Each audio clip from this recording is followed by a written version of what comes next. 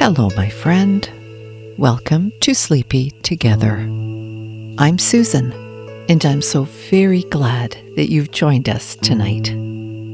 It's my great privilege to be the voice that you fall asleep to tonight, along with Thomas, also known as Fuzz, my ginger explosion cat. We're thinking of you. Our mission here is to make sure that everyone all over the world goes to sleep feeling part of a community and together. Tonight's story will take us to a wonderful spot in the 100 Acre Wood, where a lovable bear navigates life with his best friends and enjoys, eventually, the very best that life has to offer. Yes, this is a full reading tonight of Winnie the Pooh by A. Milne, the entire book, first published in Toronto, Canada in 1926. But first, let's take a well-deserved moment to relax together. Nestle into your bed. Feel the comfy covers. Wherever you are, whatever part of this stunning planet that you're on, feel its unwavering support beneath you. Get into the most comfortable position that you can think of. That's the one that's best for you. And then take a long, slow, deep breath. Let it out slowly. Feel the release of air from your lungs. Because you've arrived. The day is done. And this is your time to be on vacation and to refresh, relax, and enjoy yourself. Take another deep breath. Fill your lungs. Hold it for a second or two. Then let it go. The miracle is there. The miracle is still working for you. I hope you love tonight's show.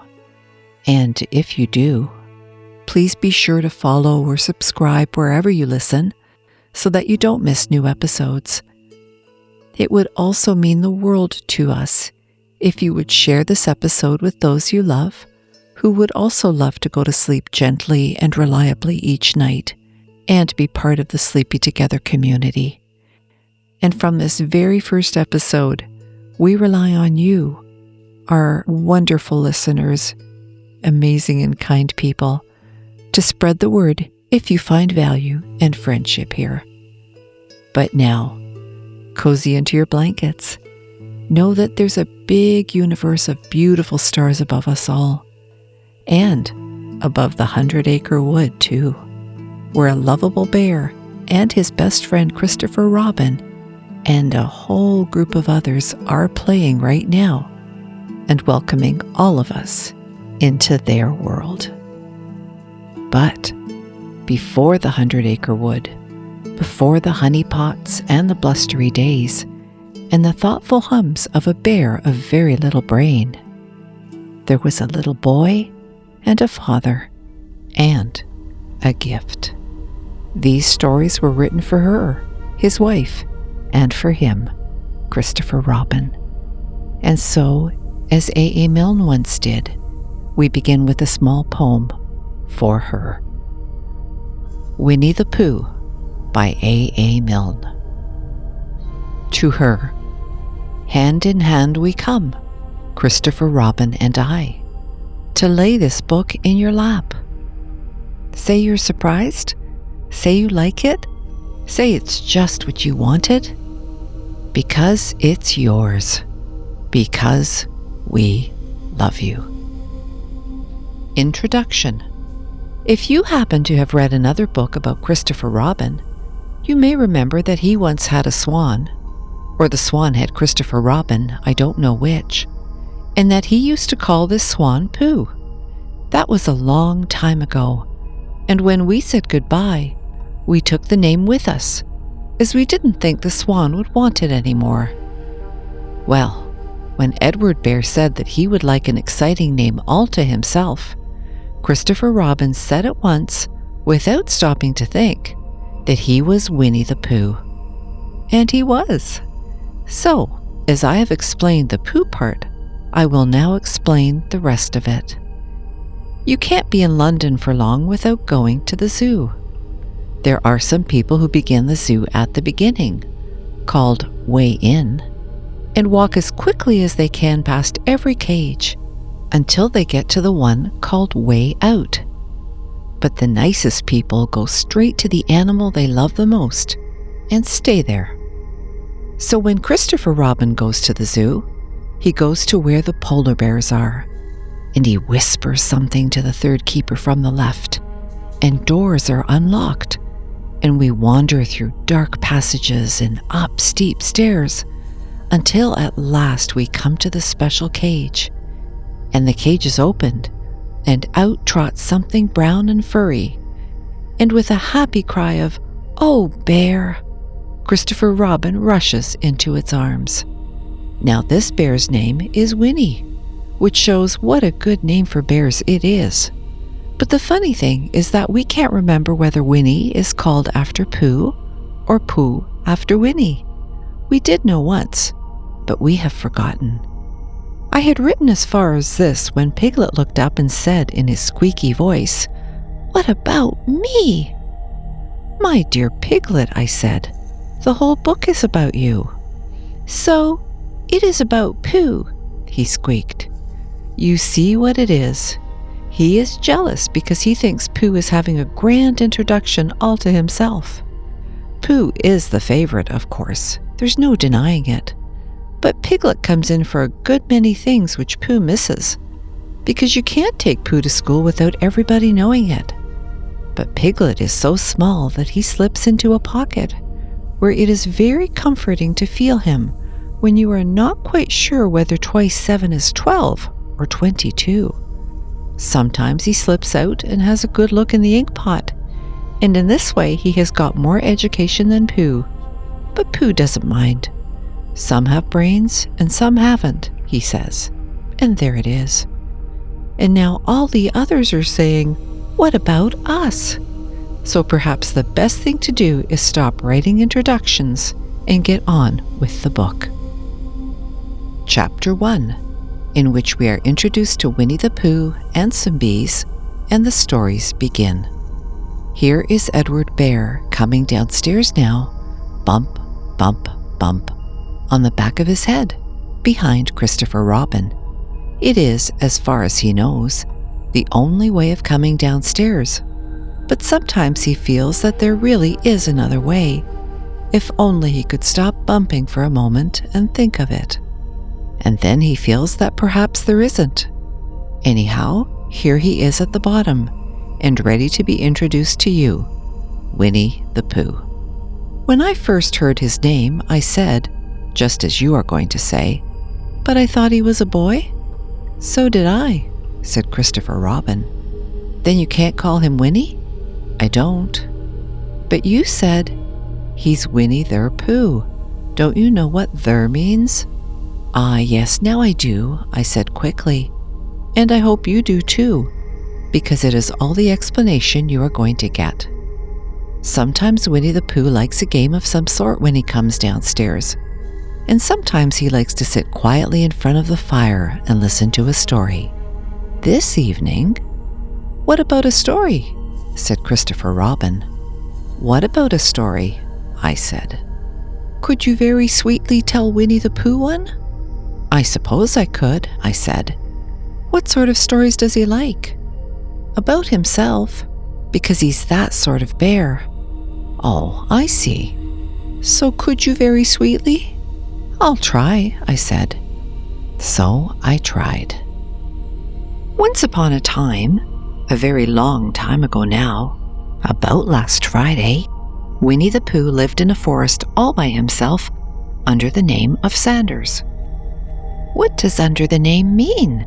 asked Christopher Robin.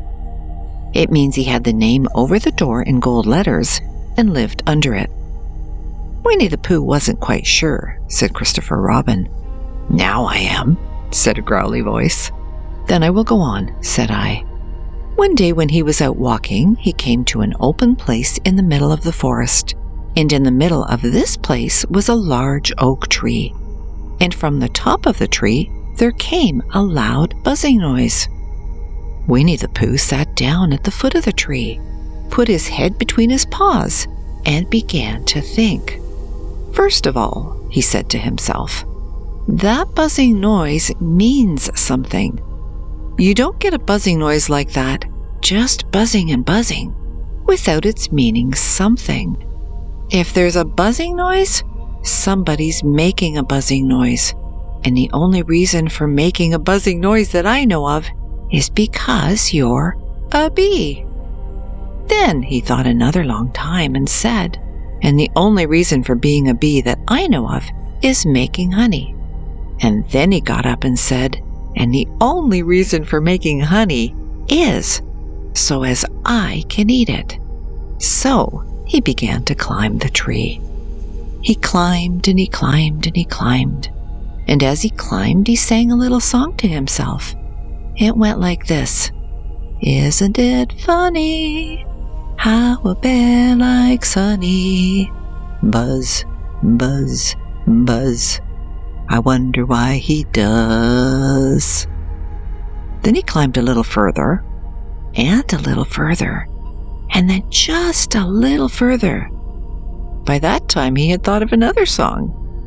It's a very funny thought that if bears were bees, they'd build their nests at the bottom of trees. And that being so, if the bees were bears, we shouldn't have to climb up all these stairs. He was getting rather tired by this time, so that is why he sang a complaining song. He was nearly there now, and if he just stood on that branch... Crack! Oh, help, said Pooh, as he dropped 10 feet on the branch below him. If only I hadn't, he said, as he bounced 20 feet onto the next branch. You see what I meant to do, he explained as he turned head over heels and crashed onto another branch 30 feet below. What I meant to do? Of course it was rather, he admitted as he slithered very quickly through the next 6 branches. It all comes, I suppose, he decided, as he said goodbye to the last branch, spun round 3 times, and flew gracefully into a gorse bush. It all comes of liking honey so much. Oh, help! He crawled out of the gorse bush, brushed the prickles from his nose, and began to think again.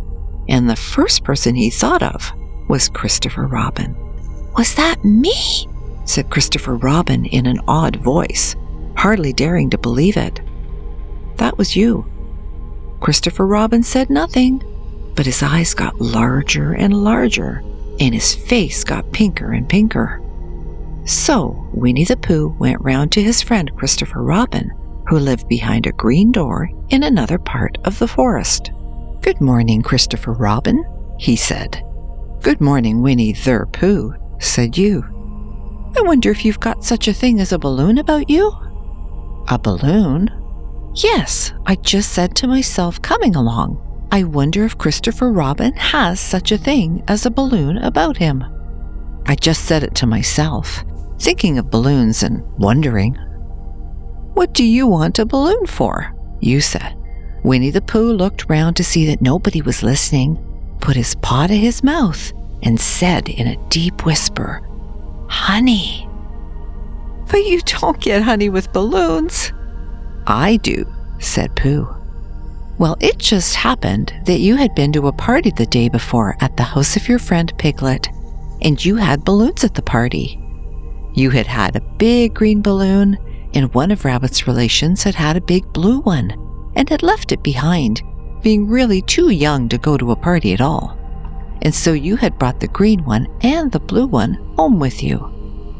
Which one would you like? You asked Pooh. He put his head between his paws and thought very carefully. It's like this, he said. When you go after honey with a balloon, the great thing is not to let the bees know you're coming. Now, if you have a green balloon, they might think you were only part of the tree and not notice you.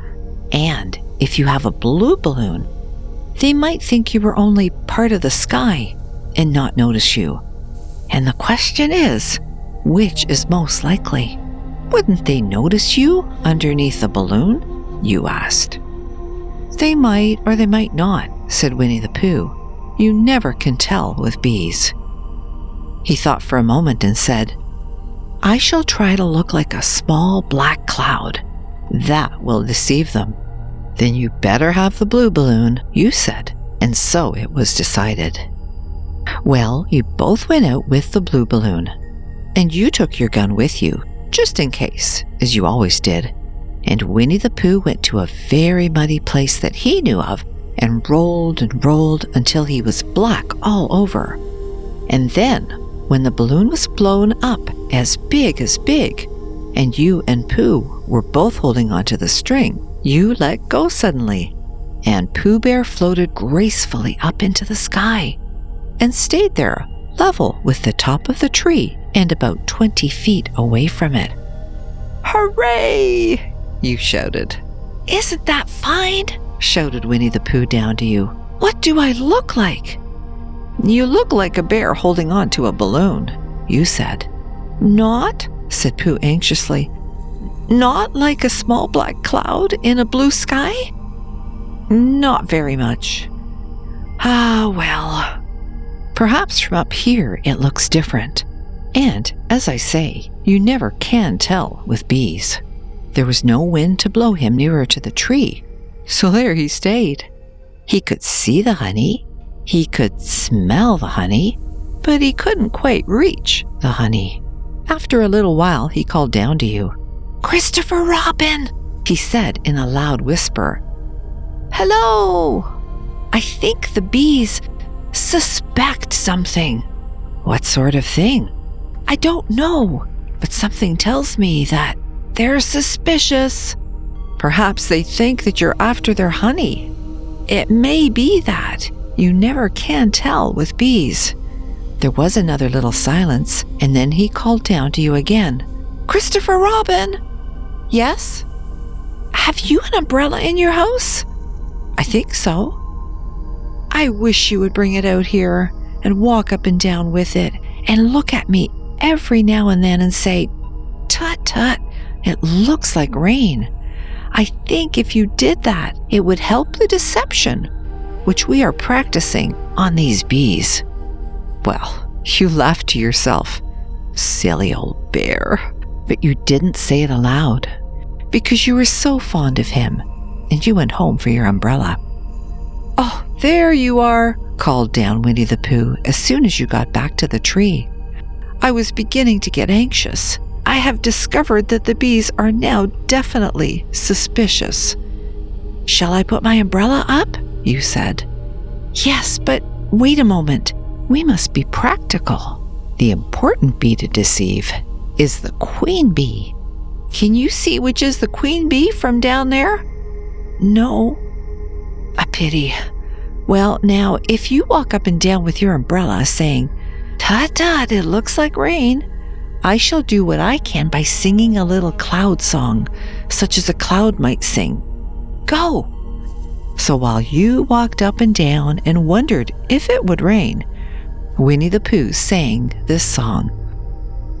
"How sweet to be a cloud floating in the blue. Every little cloud always sings aloud. How sweet to be a cloud floating in the blue. It makes him very proud to be a little cloud." The bees were still buzzing as suspiciously as ever. Some of them, indeed, left their nests and flew all round the cloud as it began the second verse of this song. And one bee sat down on the nose of the cloud for a moment, and then got up again. "Christopher, ow! Robin!" called out the cloud. "Yes?" "I have just been thinking, and I have come to a very important decision.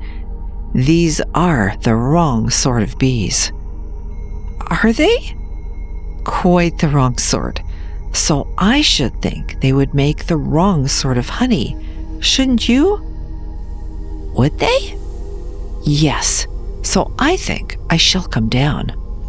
"How?" asked you. Winnie the Pooh hadn't thought about this. If he let go of the string, he would fall. Bump and he didn't like the idea of that. So he thought for a long time, and then he said, "Christopher Robin, you must shoot the balloon with your gun. Have you got your gun?" "Of course I have," you said. "But if I do that, it will spoil the balloon," you said. "But if you don't," said Pooh, "I shall have to let go, and that would spoil me." When he put it like this, you saw how it was, and you aimed very carefully at the balloon and fired. "Ow!" said Pooh. "Did I miss?" you asked. "You didn't exactly miss," said Pooh, "but you missed the balloon." "I'm so sorry," you said, and you fired again, and this time you hit the balloon, and the air came slowly out, and Winnie the Pooh floated down to the ground. But his arms were so stiff from holding onto the string of the balloon all that time that they stayed up straight in the air for more than a week. And whenever a fly came and settled on his nose, he had to blow it off. And I think, but I am not sure, that is why he was always called Pooh. "Is that the end of the story?" asked Christopher Robin. "That's the end of that one. There are others." "About Pooh and me?" "And Piglet and Rabbit and all of you. Don't you remember?" "I do remember. And then when I try to remember, I forget." "That day when Pooh and Piglet tried to catch the heffalump, they didn't catch it, did they?" "No. Pooh couldn't because he hasn't any brain. Did I catch it?" "Well, that comes into the story." Christopher Robin nodded. "I do remember," he said. "Only Pooh doesn't very well, so that's why he likes having it told to him again. Because then it's a real story and not just a remembering. That's just how I feel," I said. Christopher Robin gave a deep sigh, picked his bear up by the leg, and walked off to the door, trailing Pooh behind him. At the door he turned and said, "Coming to see me have my bath?" "I might," I said. "I didn't hurt him when I shot him, did I?" "Not a bit." He nodded and went out, and in a moment I heard Winnie the Pooh bump, bump, bump, going up the stairs behind him.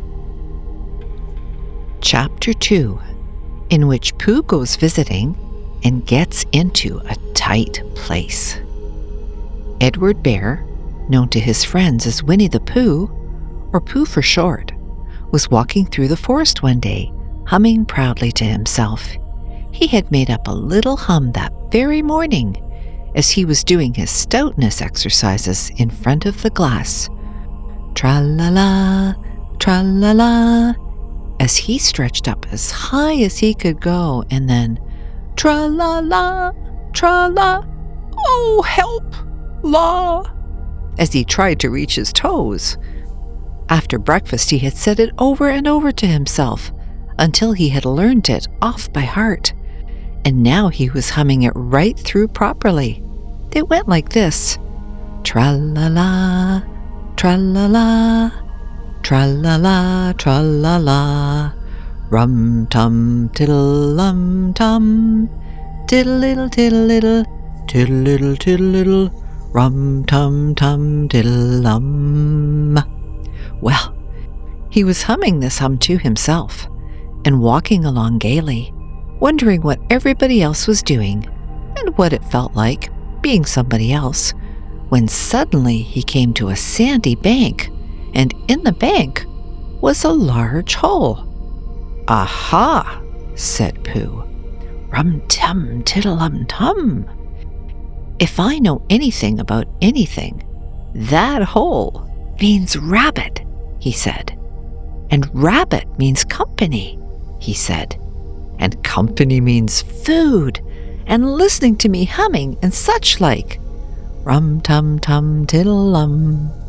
So he bent down, put his head into the hole, and called out, "Is anybody at home?" There was a sudden scuffling noise from inside the hole, and then silence. "What I said was, 'Is anybody at home?'" called out Pooh very loudly. "No," said a voice, and then added, "You needn't shout so loud. I heard you quite well the first time." "Bother," said Pooh. "Isn't there anybody here at all?" "Nobody." Winnie the Pooh took his head out of the hole and thought for a little while. And he thought to himself, there must be somebody there, because somebody must have said nobody. So he put his head back in the hole and said, "Hello, Rabbit, isn't that you?" "No," said Rabbit in a different sort of voice this time. "But isn't that Rabbit's voice?" "I don't think so," said Rabbit. "It isn't meant to be." "Oh," said Pooh. He took his head out of the hole and had another think, and then he put it back and said, "Well, could you very kindly tell me where Rabbit is?" "He has gone to see his friend Pooh Bear, who is a great friend of his." "But this is me," said Bear, very much surprised. "What sort of me?" "Pooh Bear." "Are you sure?" said Rabbit, still more surprised. Quite sure," said Pooh. "Oh, well then, come in." So Pooh pushed and pushed and pushed his way through the hole, and at last he got in. "You were quite right," said Rabbit, looking at him all over. "It is you. Glad to see you. Who did you think it was?" "Well, I wasn't sure. You know how it is in the forest. One can't have anybody coming into one's house. One has to be careful. What about a mouthful of something?" Pooh always liked a little something at 11 o'clock in the morning, and he was very glad to see Rabbit getting out the plates and mugs. And when Rabbit said, "Honey or condensed milk with your bread?" he was so excited that he said, "Both." And then, so as not to seem greedy, he added, "But don't bother about the bread, please." And for a long time after that, he said nothing, until at last, humming to himself in a rather sticky voice, he got up, shook Rabbit lovingly by the paw, and said that he must be going on. "Must you?" said Rabbit politely. "Well," said Pooh, "I could stay a little longer if you," and he tried very hard to look in the direction of the larder. "As a matter of fact," said Rabbit, "I was going out myself directly." "Oh, well then, I'll be going on. Goodbye." "Well, goodbye if you're sure you won't have any more." "Is there any more?" asked Pooh quickly. Rabbit took the covers off the dishes and said, "No, there wasn't." "I thought not," said Pooh, nodding to himself. "Well, goodbye. I must be going on." So he started to climb out of the hole. He pulled with his front paws and pushed with his back paws. And in a little while, his nose was out in the open again, and then his ears, and then his front paws, and then his shoulders, and then— "Oh, help," said Pooh. "I'd better go back." "Oh, bother," said Pooh. "I shall have to go on." "I can't do either," said Pooh. "Oh, help and bother." Now by this time, Rabbit wanted to go for a walk too, and finding the front door full, he went out by the back door and came round to Pooh and looked at him. "Hello, are you stuck?" he asked. "No," said Pooh carelessly, "just resting and thinking and humming to myself." "Here, give us a paw." Pooh Bear stretched out a paw, and Rabbit pulled and pulled and pulled. "Ow!" cried Pooh, "you're hurting." "The fact is," said Rabbit, "you're stuck." "It all comes," said Pooh crossly, "of not having front doors big enough." "It all comes," said Rabbit sternly, "of eating too much." "I thought at the time," said Rabbit, "only I didn't like to say anything, that one of us was eating too much," said Rabbit, "and I knew it wasn't me," he said. Well, I shall go and fetch Christopher Robin." Christopher Robin lived at the other end of the forest, and when he came back with Rabbit and saw the front half of Pooh, he said, "Silly old bear," in such a loving voice that everybody felt quite hopeful again. "I was just beginning to think," said Bear, sniffing slightly, "that Rabbit might never be able to use his front door again, and I should hate that," he said. "So should I," said Rabbit. use his front door again?" said Christopher Robin. "Of course he'll use his front door again." "Good," said Rabbit. "If we can't pull you out, Pooh, we might push you back." Rabbit scratched his whiskers thoughtfully and pointed out that when once Pooh was pushed back, he was back. And of course nobody was more glad to see Pooh than he was. Still, there it was. Some lived in trees and some lived underground, and... "You mean I'd never get out?" said Pooh. "I mean," said Rabbit, "that having got so far, it seems a pity to waste it." Christopher Robin nodded.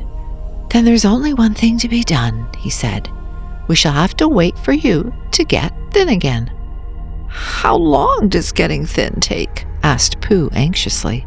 "About a week, I should think." "But I can't stay here for a week." "You can stay here all right, silly old bear. It's getting you out which is so difficult." "We'll read to you," said Rabbit cheerfully. "And I hope it won't snow," he added. "And I say, old fellow, you're taking up a good deal of room in my house. Do you mind if I use your back legs as a towel horse? Because, I mean, there they are, doing nothing, and it would be very convenient just to hang the towels on them." "A week," said Pooh gloomily. "What about meals?" "I'm afraid no meals," said Christopher Robin, "because of getting thin quicker. But we will read to you." Bear began to sigh, and then found he couldn't because he was so tightly stuck, and a tear rolled down his eye as he said, "Then would you read a sustaining book, such as would help and comfort a wedged bear in great tightness?" So, for a week, Christopher Robin read that sort of book at the north end of Pooh, and Rabbit hung his washing on the south end. And in between, Bear felt himself getting slenderer and slenderer. And at the end of the week, Christopher Robin said, "Now!" So he took hold of Pooh's front paws, and Rabbit took hold of Christopher Robin, and all Rabbit's friends and relations took hold of Rabbit, and they all pulled together. And for a long time, Pooh only said, "Ow!" and "Oh!" And then all of a sudden he said, "Pop!" just as if a cork were coming out of a bottle.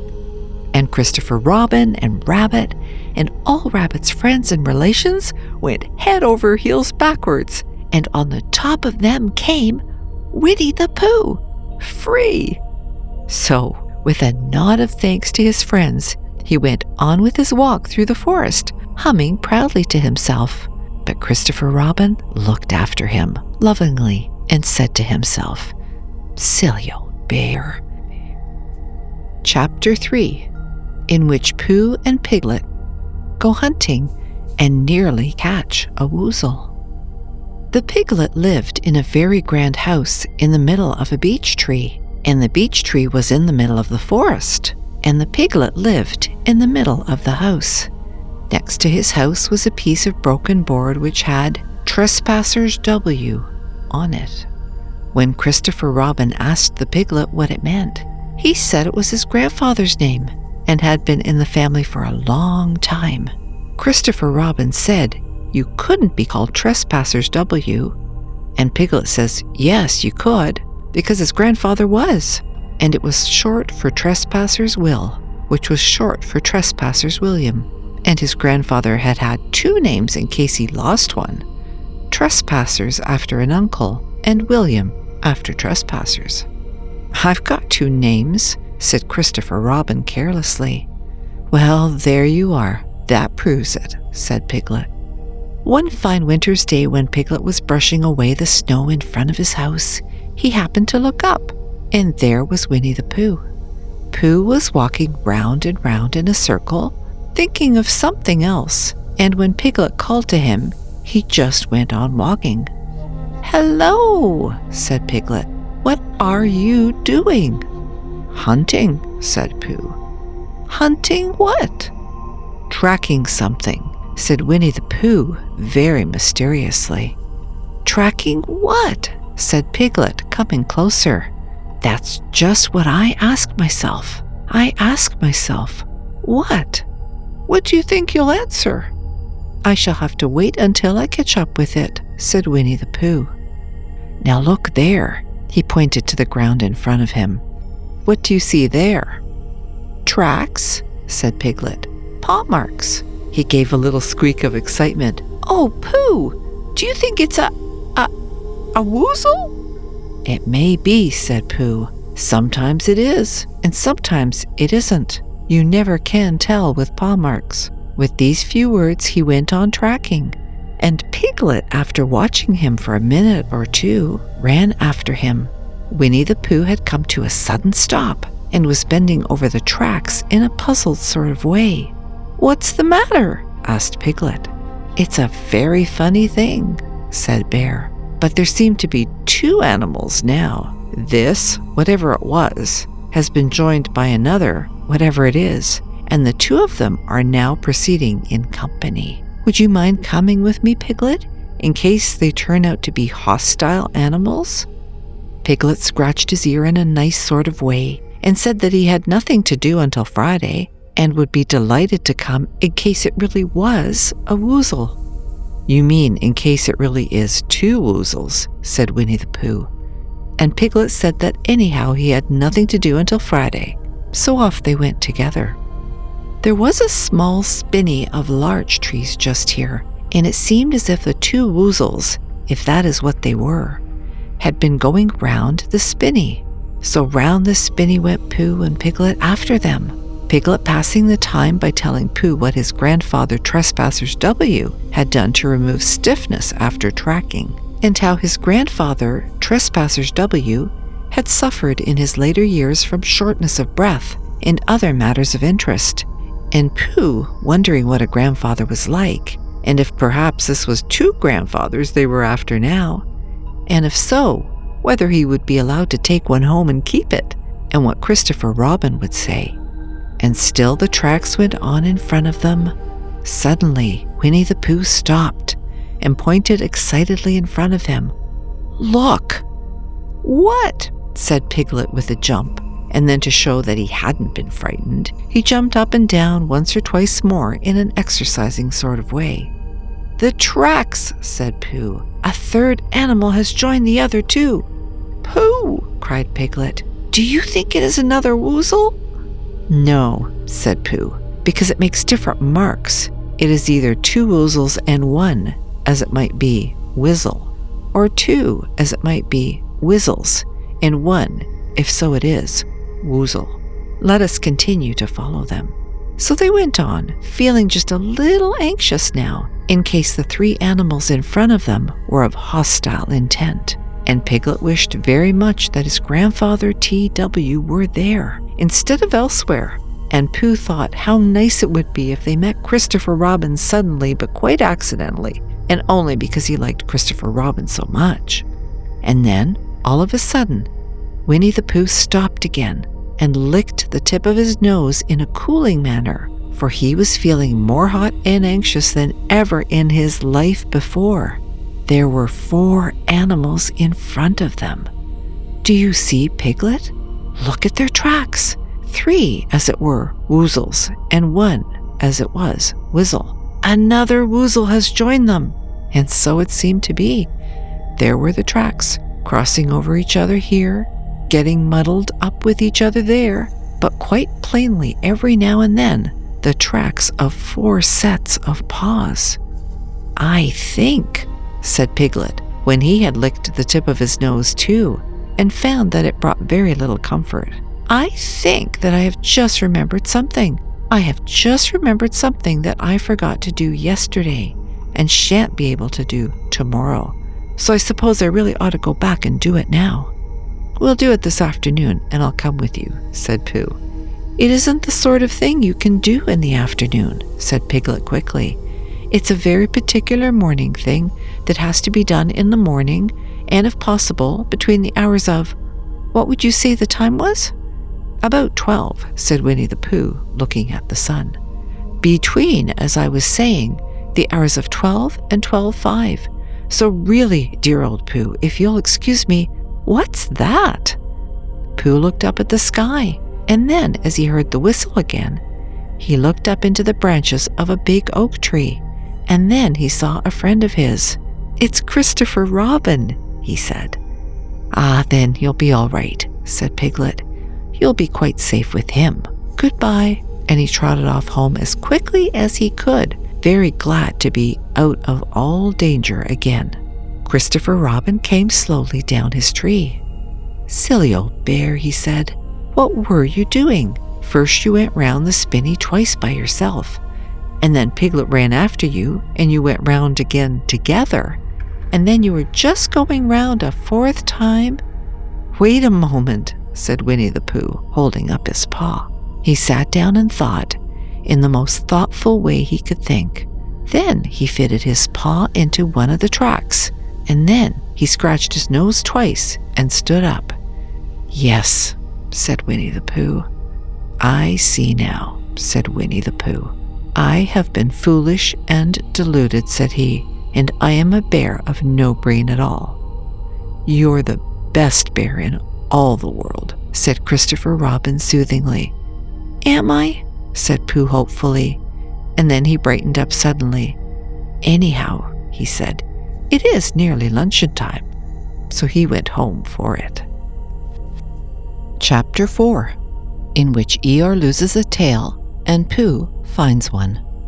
The old grey donkey, Eeyore, stood by himself in a thistly corner of the forest, his front feet well apart, his head on one side, and thought about things. Sometimes he thought sadly to himself, "Why?" And sometimes he thought, "Wherefore?"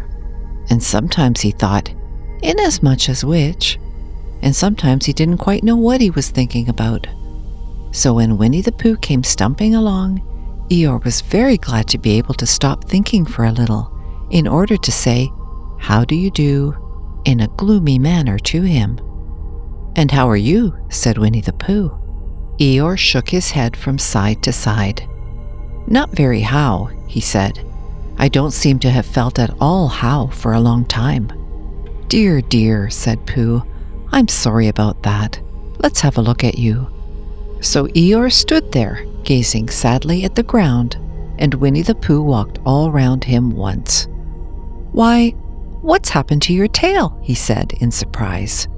"What has happened to it?" said Eeyore. "It isn't there." "Are you sure?" "Well, either a tail is there or it isn't there. You can't make a mistake about it, and yours isn't there." "Then what is?" "Nothing." "Let's have a look," said Eeyore, and he turned slowly round to the place where his tail had been a little while ago, and then, finding that he couldn't catch it up, he turned round the other way until he came back to where he was at first, and then he put his head down and looked between his front legs, and at last he said, with a long, sad sigh, "I believe you're right." "Of course I'm right," said Pooh. "That accounts for a good deal," said Eeyore gloomily. "It explains everything. No wonder." "You must have left it somewhere," said Winnie the Pooh. "Somebody must have taken it," said Eeyore. "How like them," he added, after a long silence. Pooh felt that he ought to say something helpful about it, but didn't quite know what, so he decided to do something helpful instead. "Eeyore," he said solemnly, "I, Winnie the Pooh, will find your tail for you." "Thank you, Pooh," answered Eeyore. "You're a real friend," said he. "Not like some," he said. So Winnie the Pooh went off to find Eeyore's tail. It was a fine spring morning in the forest as he started out. Little soft clouds played happily in a blue sky, skipping from time to time in front of the sun as if they had come to put it out, and then sliding away suddenly so that the next might have his turn. Through them and between them the sun shone bravely, and a copse which had worn its furs all the year round seemed old and dowdy now, beside the new green lace which the beeches had put on so prettily. Through copse and spinney marched Bear, down open slopes of gorse and heather, over rocky beds of streams, up steep banks of sandstone into the heather again, and so at last, tired and hungry, to the 100-acre wood. For it was in the 100-acre wood that Owl lived. "And if anyone knows anything about anything," said Bear to himself, "it's Owl who knows something about something," he said.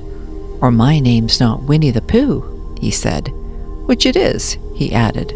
So there you are.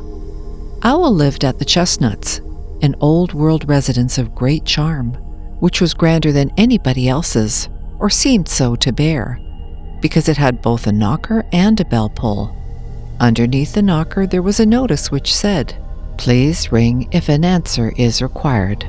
Underneath the bell pull there was a notice which said, "Please knock if an answer is not required." These notices had been written by Christopher Robin, who was the only one in the forest who could spell. For Owl, wise though he was in many ways, able to read and write and spell his own name Wall, yet somehow went all to pieces over delicate words like measles and buttered toast. Winnie the Pooh read the two notices very carefully, first from left to right, and afterwards, in case he had missed some of it, from right to left. Then, to make quite sure, he knocked and pulled the knocker, and he pulled and knocked the bell rope, and he called out in a very loud voice, "Owl, I require an answer. It's Bear speaking." And the door opened, and Owl looked out. "Hello, Pooh," he said. "How's things?" "Terrible and sad," said Pooh, "because Eeyore, who is a friend of mine, has lost his tail, and he's moping about it. So could you very kindly tell me how to find it for him?" "Well," said Owl, "the customary procedure in such cases is as follows." "What does crustimony proceed cake mean?" said Pooh. "For I am a bear of very little brain, and long words bother me." "It means the thing to do." "As long as it means that, I don't mind," said Pooh humbly. "The thing to do is as follows. First, issue a reward. Then—" "Just a moment," said Pooh, holding up his paw. "What do we do to this? What you were saying? You sneezed just as you were going to tell me." "I didn't sneeze." "Yes, you did, Owl." "Excuse me, Pooh, I didn't. You can't sneeze without knowing it." "Well, you can't know it without something having been sneezed." "What I said was, first, issue a reward." "You're doing it again," said Pooh sadly. "A reward," said Owl very loudly. "We write a notice to say that we will give a large something to anybody who finds Eeyore's tail." I see, said Pooh, nodding his head.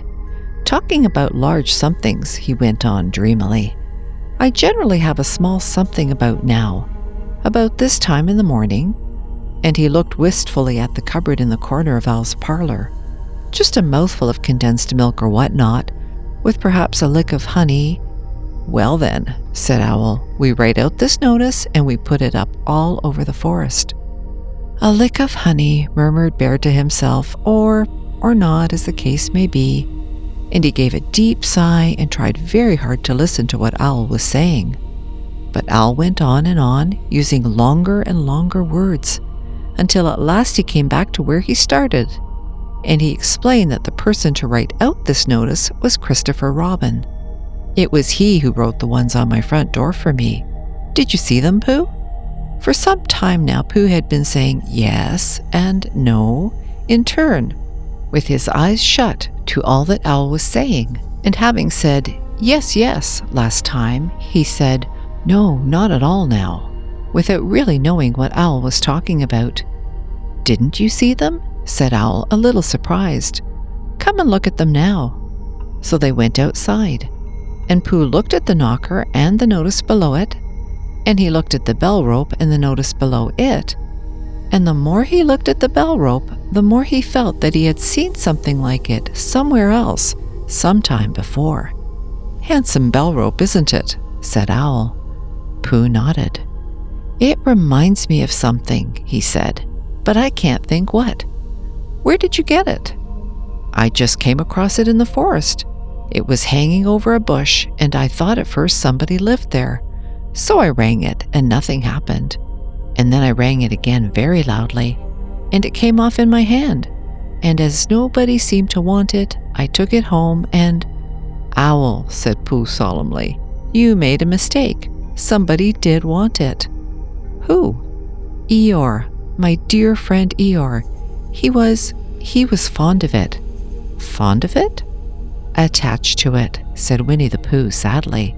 So with these words he unhooked it and carried it back to Eeyore. And when Christopher Robin had nailed it on in its right place again, Eeyore frisked about the forest, waving his tail so happily that Winnie the Pooh came over all funny and had to hurry home for a little snack of something to sustain him. And wiping his mouth half an hour afterwards, he sang to himself proudly, "Who found the tail? I said Pooh. At 11:45, only it was 11:45, really, yes. I found the tail." Chapter 5, in which Piglet meets a heffalump. One day, when Christopher Robin and Winnie the Pooh and Piglet were all talking together, Christopher Robin finished the mouthful he was eating and said carelessly, "I saw a heffalump today, Piglet." "What was it doing?" asked Piglet. "Just lumping along," said Christopher Robin. "I don't think it saw me." "I saw one once," said Piglet. "At least I think I did," he said. "Only perhaps it wasn't." "So did I," said Pooh, wondering what a heffalump was like. "You don't often see them," said Christopher Robin carelessly. "Not now," said Piglet. "Not at this time of year," said Pooh. Then they all talked about something else until it was time for Pooh and Piglet to go home together. At first, as they stumped along the path which edged the 100-acre wood, they didn't say much to each other. But when they came to the stream and had helped each other across the stepping stones and were able to walk side by side again over the heather, they began to talk in a friendly way about this and that. And Piglet said, "If you see what I mean, Pooh." And Pooh said, "It's just what I think myself, Piglet." And Piglet said, "But on the other hand, Pooh, we must remember." And Pooh said, "Quite true, Piglet, although I had forgotten it for the moment." And then, just as they came to the 6 pine trees, Pooh looked round to see that nobody else was listening and said in a very solemn voice, "Piglet, I have decided something." "What have you decided, Pooh?" "I have decided to catch a heffalump." Pooh nodded his head several times as he said this and waited for Piglet to say, "How?" or "Pooh, you couldn't," or something helpful of that sort, but Piglet said nothing. The fact was, Piglet was wishing that he had thought about it first. "I shall do it," said Pooh after waiting a little longer, "by means of a trap. And it must be a cunning trap, so you will have to help me, Piglet." "Pooh," said Piglet, feeling quite happy again now, "I will." And then he said, "How shall we do it?" And Pooh said, "That's just it. How?" And then they sat down together to think it out. Pooh's first idea was that they should dig a very deep pit, and then the heffalump would come along and fall into the pit and— "Why?" said Piglet. "Why what?" said Pooh. "Why would he fall in?" Pooh rubbed his nose with his paw and said that the heffalump might be walking along, humming a little song, and looking up at the sky, wondering if it would rain, and so he wouldn't see the very deep pit until he was halfway down, when it would be too late. Piglet said that this was a very good trap, but supposing it were raining already? Pooh rubbed his nose again and said that he hadn't thought of that. And then he brightened up and said that if it were raining already, the heffalump would be looking at the sky wondering if it would clear up, and so he wouldn't see the very deep pit until he was halfway down, when it would be too late. Piglet said that now that this point had been explained, he thought it was a cunning trap. Pooh was very proud when he heard this, and he felt that the heffalump was as good as caught already. But there was just one other thing which had to be thought about, and it was this: where should they dig the very deep pit? Piglet said that the best place would be somewhere where a heffalump was, just before he fell into it, only about a foot farther on. "But then he would see us digging it," said Pooh. "Not if he was looking at the sky." "He would suspect," said Pooh, "if he happened to look down." He thought for a long time and then added sadly, "It isn't as easy as I thought. I suppose that's why heffalumps hardly ever get caught." "That must be it," said Piglet. They sighed and got up, and when they had taken a few gorse prickles out of themselves, they sat down again. And all the time Pooh was saying to himself, "If only I could think of something," for he felt sure that a very clever brain could catch a heffalump if only he knew the right way to go about it. "Suppose," he said to Piglet, "you wanted to catch me. How would you do it?" "Well," said Piglet, "I should do it like this.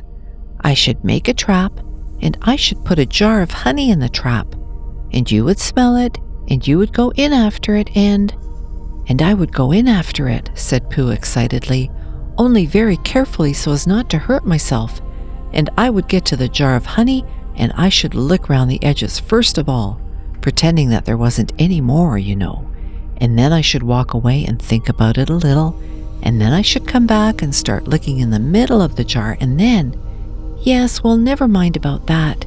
There you would be, and there I should catch you. Now the first thing to think of is, what do heffalumps like? I should think acorns, shouldn't you? We'll get a lot of... I say, wake up, Pooh."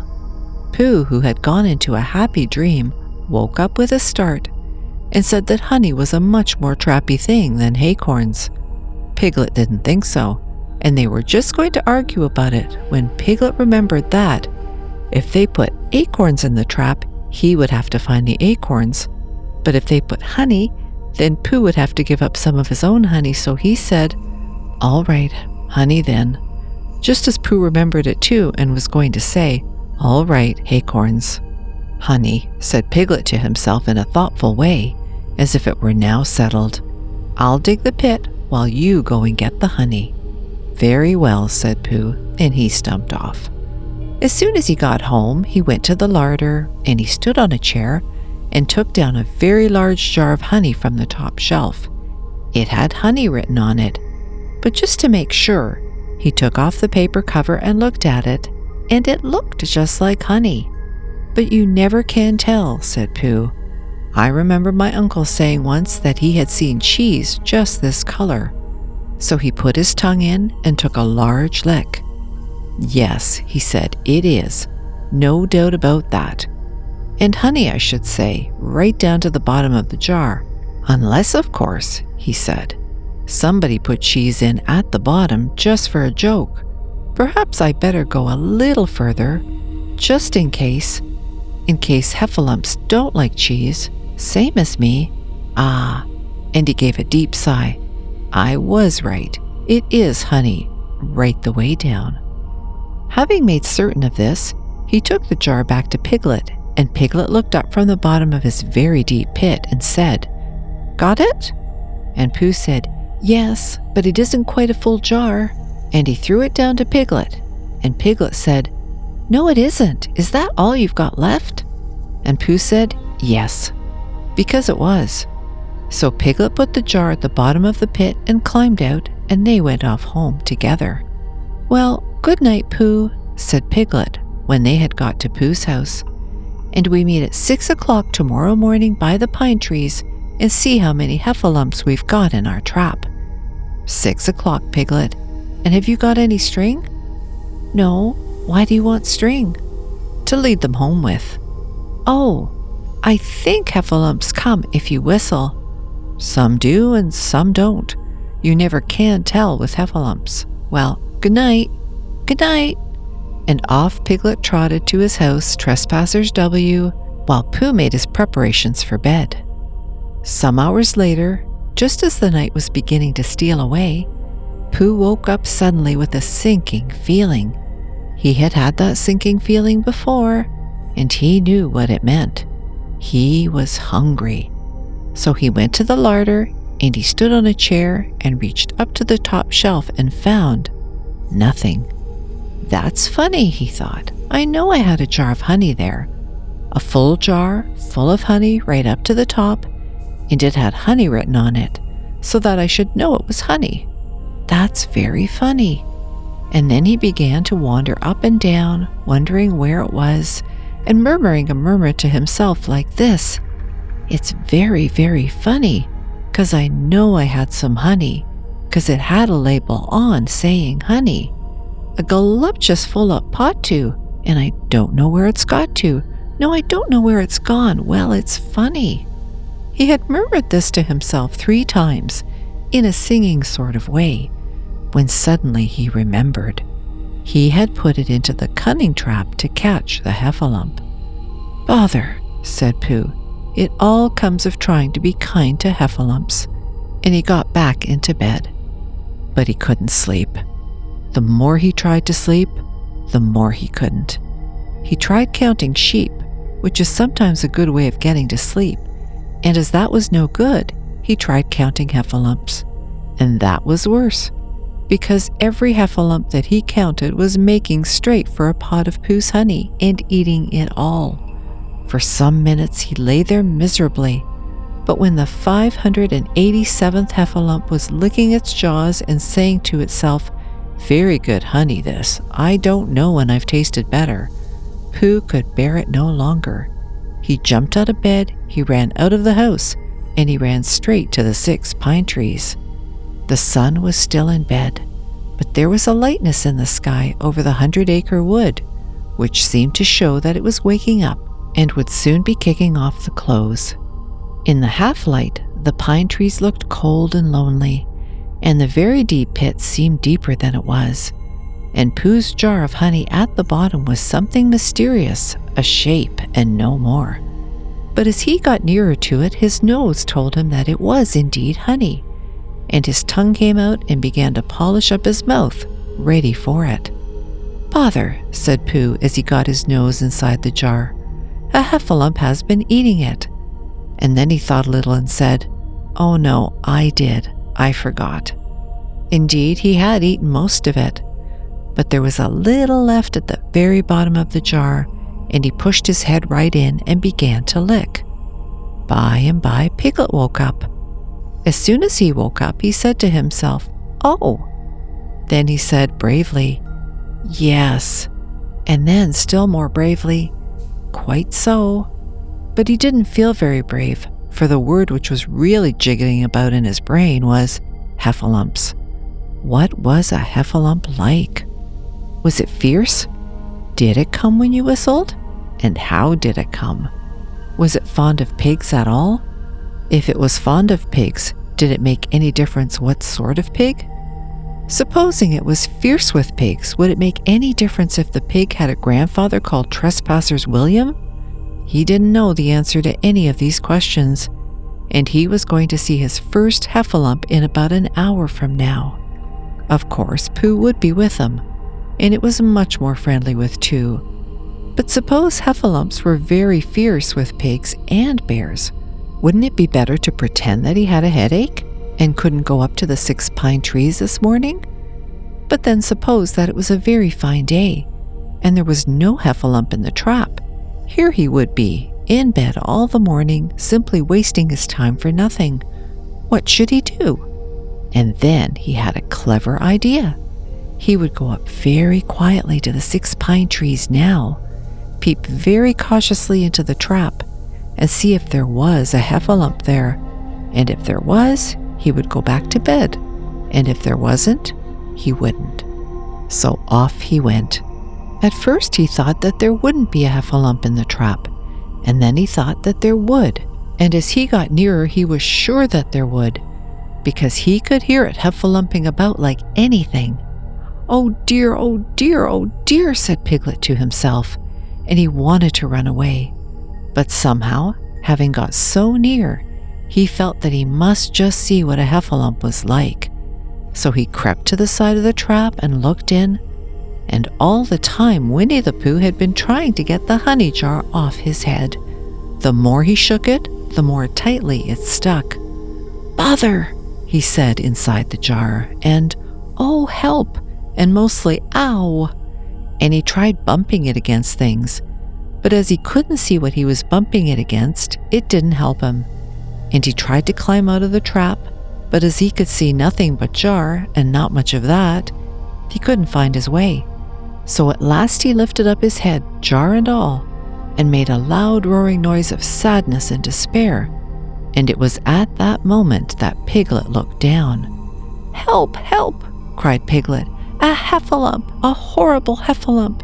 And he scampered off as hard as he could, still crying out, "Help! Help! A horrible hoffalump!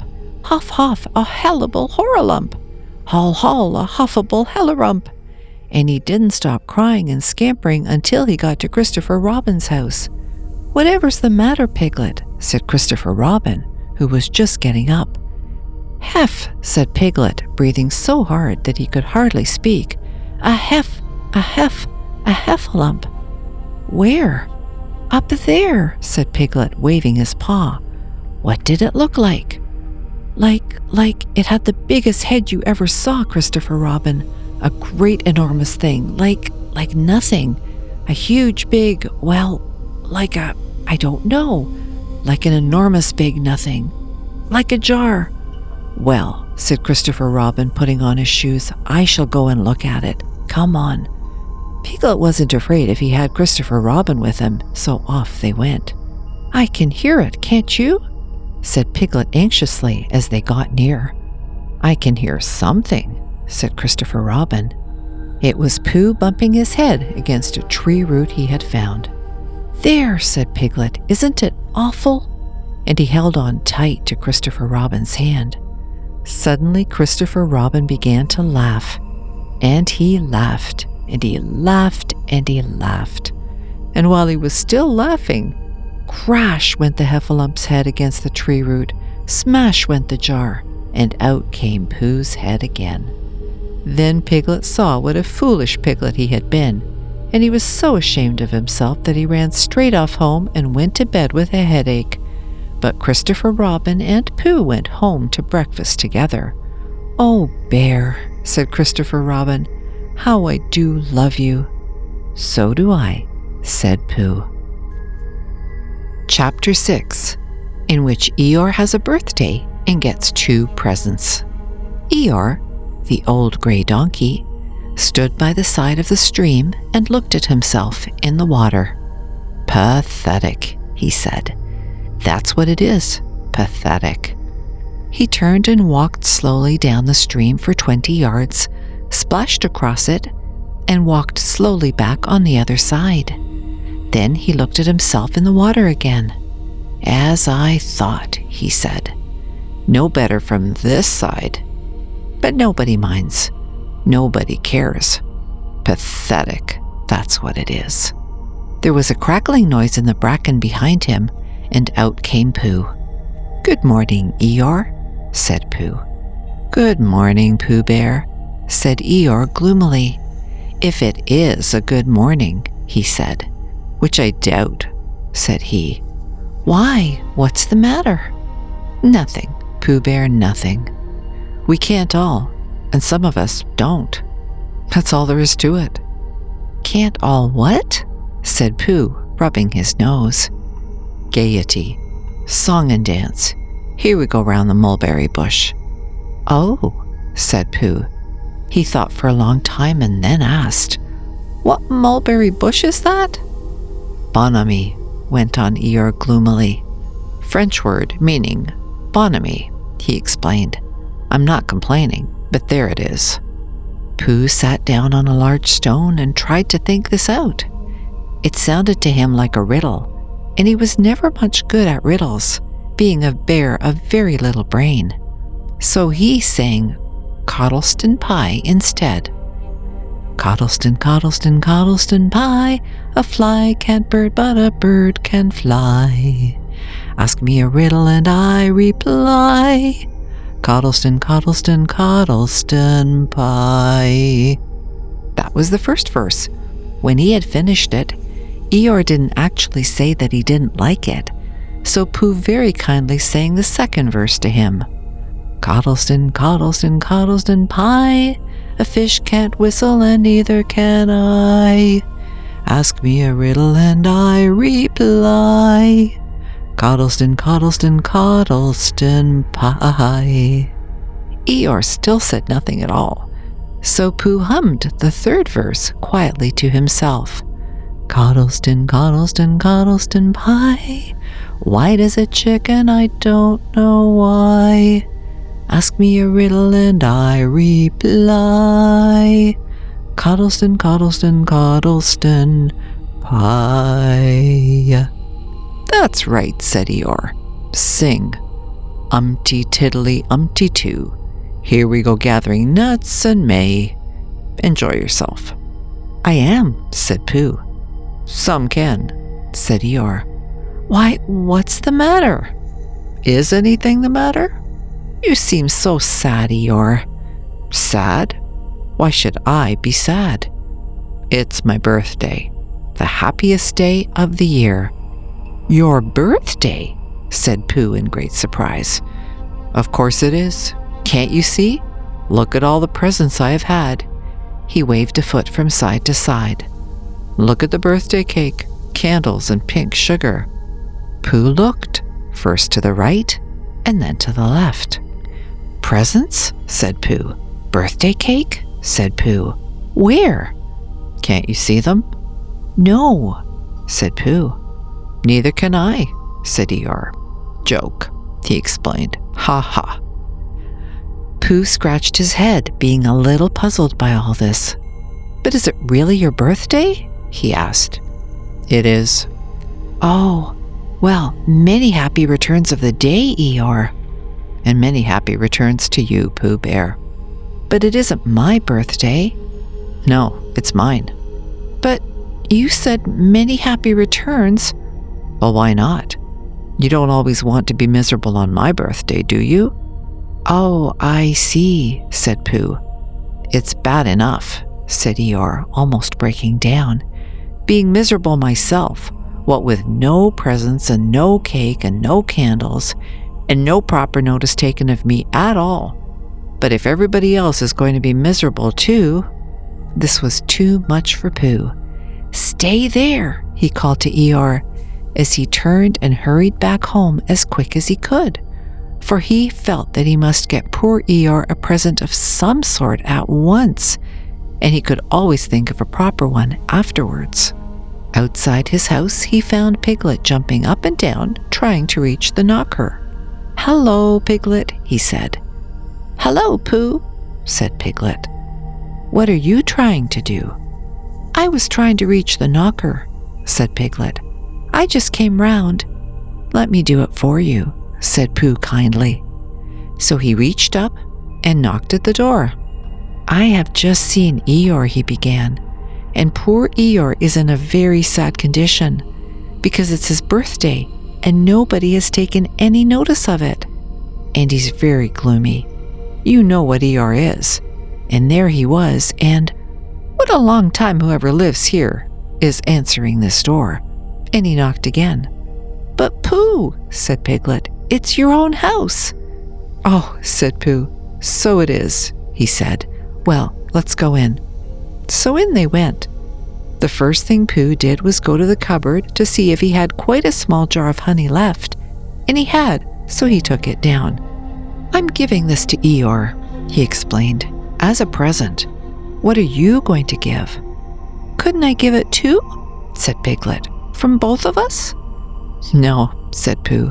That would not be a good plan. All right then, I'll give him a balloon. I've got one left from my party. I'll go and get it now, shall I? That, Piglet, is a very good idea. It is just what Eeyore wants to cheer him up. Nobody can be uncheered with a balloon. So off Piglet trotted, and in the other direction went Pooh, with his jar of honey. It was a warm day, and he had a long way to go. He hadn't gone more than halfway when a sort of funny feeling began to creep all over him. It began at the tip of his nose and trickled all through him and out at the soles of his feet. It was just as if somebody inside him were saying, Now then, Pooh, time for a little something. Dear, dear, said Pooh, I didn't know it was as late as that. So he sat down and took the top off his jar of honey. Lucky I brought this with me, he thought. Many a bear going out on a warm day like this would never have thought of bringing a little something with him. and he began to eat. Now let me see, he thought, as he took his last lick of the inside of the jar. Where was I going? Ah, yes, Eeyore. He got up slowly, and then, suddenly, he remembered. He had eaten Eeyore's birthday present. Bother, said Pooh. What shall I do? I must give him something. For a little while he couldn't think of anything. Then he thought, well, it's a very nice pot, even if there's no honey in it. And if I washed it clean and got somebody to write a happy birthday on it, Eeyore could keep things in it, which might be useful. So as he was just passing the 100 Acre Wood, he went inside to call on Owl, who lived there. Good morning, Owl, he said. Good morning, Pooh, said Owl. Many happy returns of Eeyore's birthday, said Pooh. Oh, is that what it is? What are you giving him, Owl? What are you giving him, Pooh? I'm giving him a useful pot to keep things in, and I wanted to ask you, is this it? Said Owl, taking it out of Pooh's paw. Yes, and I wanted to ask you, somebody has been keeping honey in it, said Owl. You can keep anything in it, said Pooh earnestly. It's very useful like that, and I wanted to ask you, you ought to write a happy birthday on it. That was what I wanted to ask you, said Pooh, because my spelling is wobbly. It's good spelling, but it wobbles, and the letters get in the wrong places. Would you write a happy birthday on it for me? It's a nice pot, said Owl, looking at it all around. Couldn't I give it too, from both of us? No, said Pooh, that would not be a good plan. Now I'll just wash it first, and then you can write on it. Well, he washed the pot out and dried it, while Owl licked the end of his pencil and wondered how to spell birthday. Can you read, Pooh? He asked a little anxiously.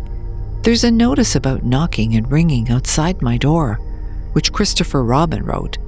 Could you read it? Christopher Robin told me what it said, and then I could. Well, I'll tell you what this says, and then you'll be able to. So Owl wrote, and this is what he wrote. Hippy, pappy, birthday, thuthday, birthday. Pooh looked on admiringly. I'm just saying a happy birthday, said Owl carelessly. It's a nice long one, said Pooh, very much impressed by it. Well, actually, of course, I'm saying a very happy birthday with love from Pooh. Naturally, it takes a good deal of pencil to say a long thing like that. Oh, I see, said Pooh. While all this was happening, Piglet had gone back to his own house to get Eeyore's balloon. He held it very tightly against himself so that it shouldn't blow away, and he ran as fast as he could so as to get to Eeyore before Pooh did, for he thought that he would like to be the first one to give a present, just as if he had thought of it without being told by anybody. And running along, and thinking how pleased Eeyore would be, he didn't look where he was going, and suddenly he put his foot in a rabbit hole and fell down flat on his face.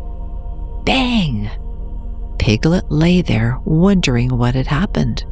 At first he thought that the whole world had blown up, and then he thought that perhaps only the forest part of it had, and then he thought that perhaps only he had, and he was now alone in the moon or somewhere, and would never see Christopher Robin or Pooh or Eeyore again.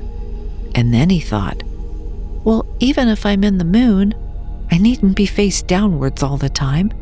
So he got cautiously up and looked about him. He was still in the forest. Well, that's funny, he thought. I wonder what that bang was. I couldn't have made such a noise just falling down. And where's my balloon? And what's that small piece of damp rag doing? It was the balloon. Oh dear, said Piglet. Oh dear, oh dearie, dearie, dear. Well, it's too late now. I can't go back, and I haven't another balloon. And perhaps Eeyore doesn't like balloons so very much. So he trotted on, rather sadly now, and down he came to the side of the stream where Eeyore was, and called out to him. "Good morning, Eeyore," shouted Piglet. "Good morning, little Piglet," said Eeyore. "If it is a good morning," he said. "Which I doubt," said he. "Not that it matters," he said. "Many happy returns of the day," said Piglet, having now got closer. Eeyore stopped looking at himself in the stream and turned to stare at Piglet. "Just say that again," he said. Wait a moment. Balancing on 3 legs, he began to bring his 4th leg very cautiously up to his ear. "I did this yesterday," he explained as he fell down for the 3rd time. "It's quite easy. It's so as I can hear better. There, that's done it. Now then, what were you saying?" He pushed his ear forward with his hoof. "Many happy returns of the day," said Piglet again. "Meaning me?" "Of course, Eeyore." "My birthday?" "Yes." "Me having a real birthday?"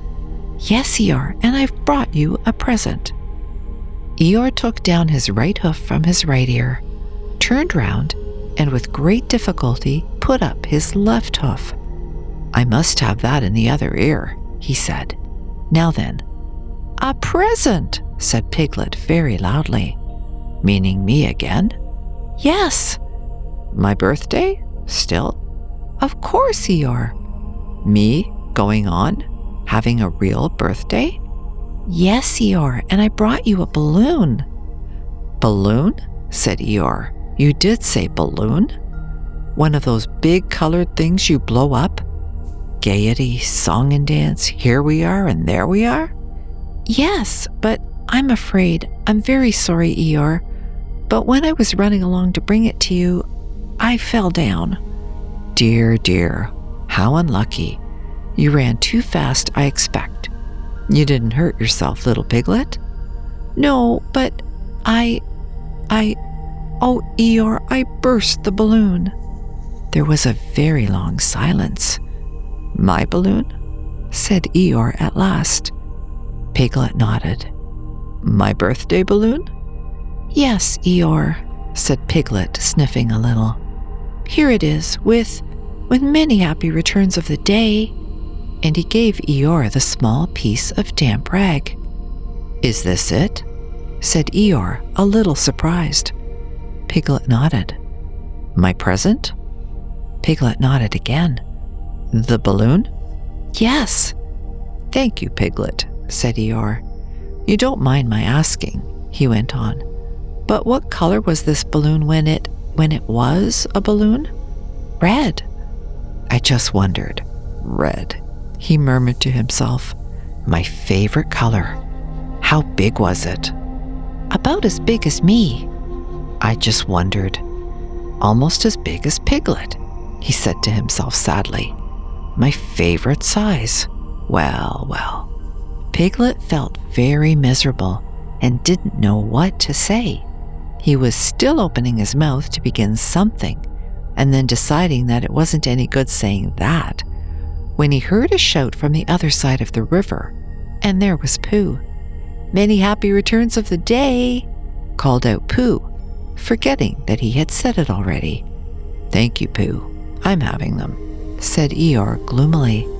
"I've brought you a little present," said Pooh excitedly. "I've had it," said Eeyore. Pooh had now splashed across the stream to Eeyore, and Piglet was sitting a little way off, his head in his paws, snuffling to himself. "It's a useful pot," said Pooh. "Here it is. And it's got a very happy birthday with love from Pooh written on it. That's what all that writing is.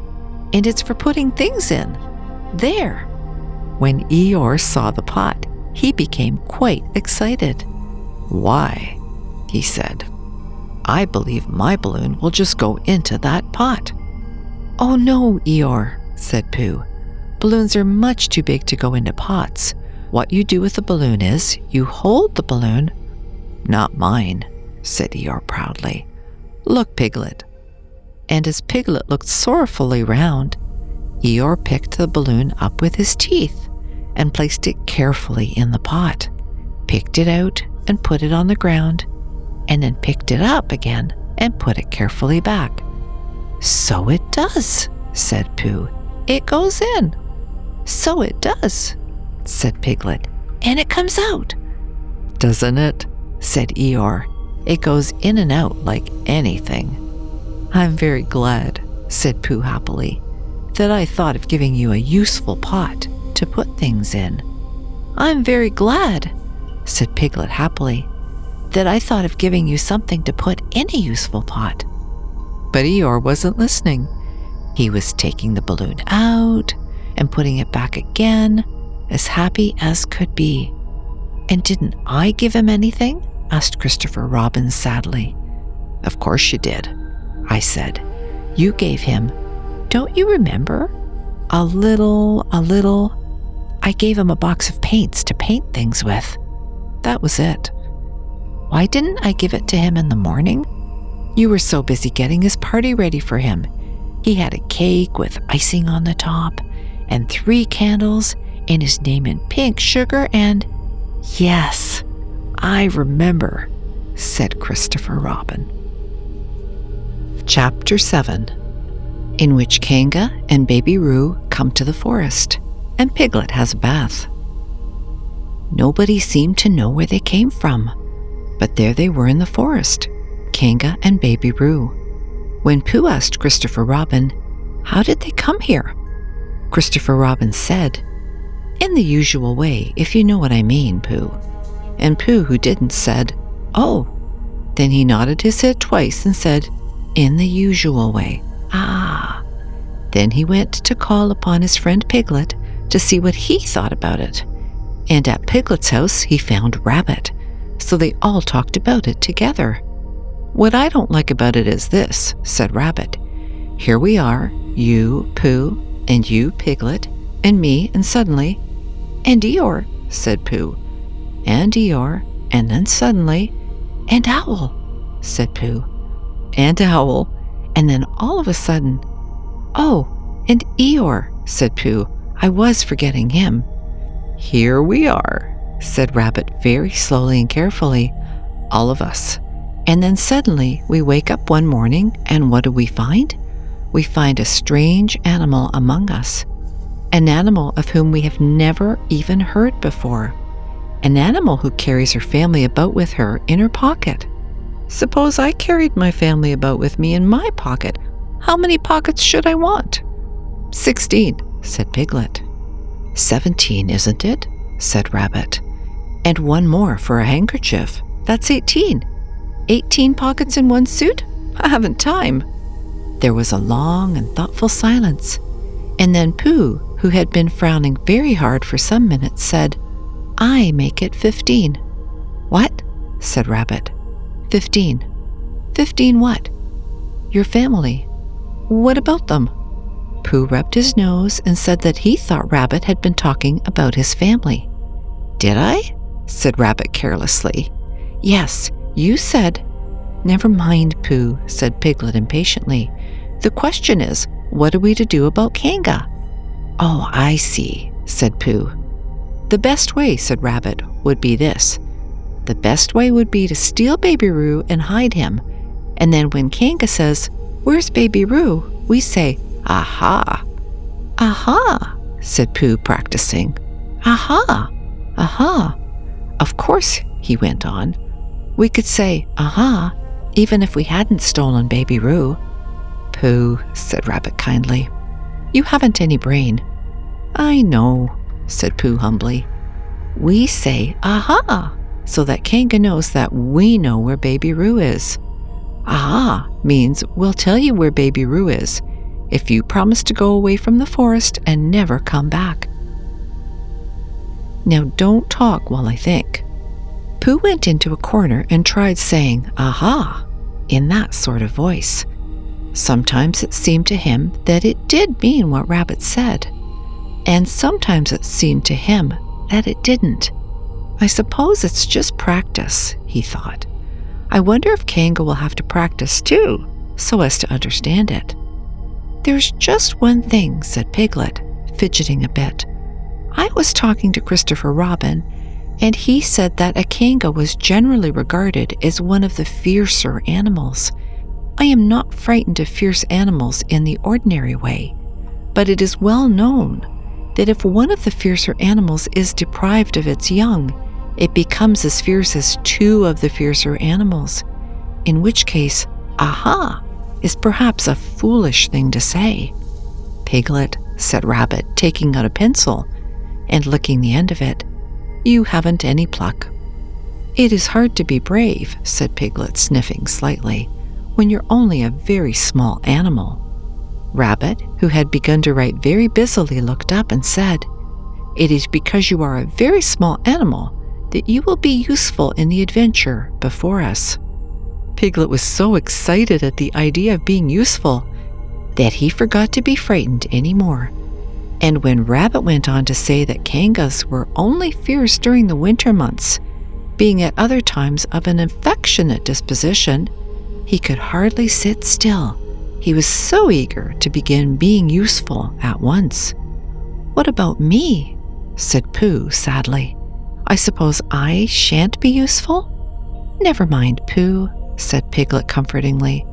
Another time, perhaps. Without Pooh, said Rabbit solemnly as he sharpened his pencil, the adventure would be impossible. Oh, said Piglet, and tried not to look disappointed. But Pooh went into a corner of the room and said proudly to himself, Impossible without me. That sort of bear. Now listen, all of you, said Rabbit, when he had finished writing, and Pooh and Piglet sat listening very eagerly with their mouths open. This was what Rabbit read out. Plan to capture Baby Roo. Number 1. General remarks. Kanga runs faster than any of us, even me. Number 2. More general remarks. Kanga never takes her eye off Baby Roo, except when he's safely buttoned up in her pocket. Number 3. Therefore, if we are to capture Baby Roo, we must get a long start, because Kanga runs faster than any of us, even me. See number 1. A thought. If Roo had jumped out of Kanga's pocket and Piglet had jumped in, Kanga wouldn't know the difference, because Piglet is a very small animal. Number 5. Like Roo. Number 6. But Kanga would have to be looking the other way first, so as not to see Piglet jumping in. Number 7. See number 2. Number 8. Another thought. But if Pooh was talking to her very excitedly, she might look the other way for a moment. Number 9. And then I could run away with Roo. Number 10. Quickly. Number 11. And Kanga wouldn't discover the difference until afterwards. Well, Rabbit read this out proudly, and for a little while after he had read it, nobody said anything. And then Piglet, who had been opening and shutting his mouth without making any noise, managed to say very huskily, And afterwards? How do you mean? When Kanga does discover the difference? Then we will say, Aha! All 3 of us? Yes. Oh! Why, what's the trouble, Piglet? Nothing, said Piglet. As long as we all 3 say it. As long as we all 3 say it, said Piglet. I don't mind, he said. But I shouldn't care to say aha by myself. It wouldn't sound nearly so well. By the way, he said, you are quite sure about what you said about the winter months? The winter months? Yes, only being fierce in the winter months. Oh, yes, that's all right. Well, Pooh, you see what you have to do? No, said Pooh Bear, not yet, he said. What do I do? Well, you just have to talk very hard to Kanga, so as she doesn't notice anything. Oh, what about? Anything you like. You mean like telling her a little bit of poetry or something?" "That's it," said Rabbit. "Splendid. Now come along." So they all went out to look for Kanga. Kanga and Roo were spending a quiet afternoon in a sandy part of the forest. Baby Roo was practicing very small jumps in the sand and falling down mouse holes and climbing out of them. And Kanga was fidgeting about and saying, "Just one more jump, dear, and then we must go home." And at that moment, who should come stumping up the hill but Pooh. "Good afternoon, Kanga." "Good afternoon, Pooh." "Look at me jumping," squeaked Roo, and fell into another mouse hole. "Hello, Roo, my little fellow." "We were just going home," said Kanga. "Good afternoon, Rabbit." "Good afternoon, Piglet." Rabbit and Piglet, who had now come up from the other side of the hill, said, "Good afternoon," and "Hello, Roo."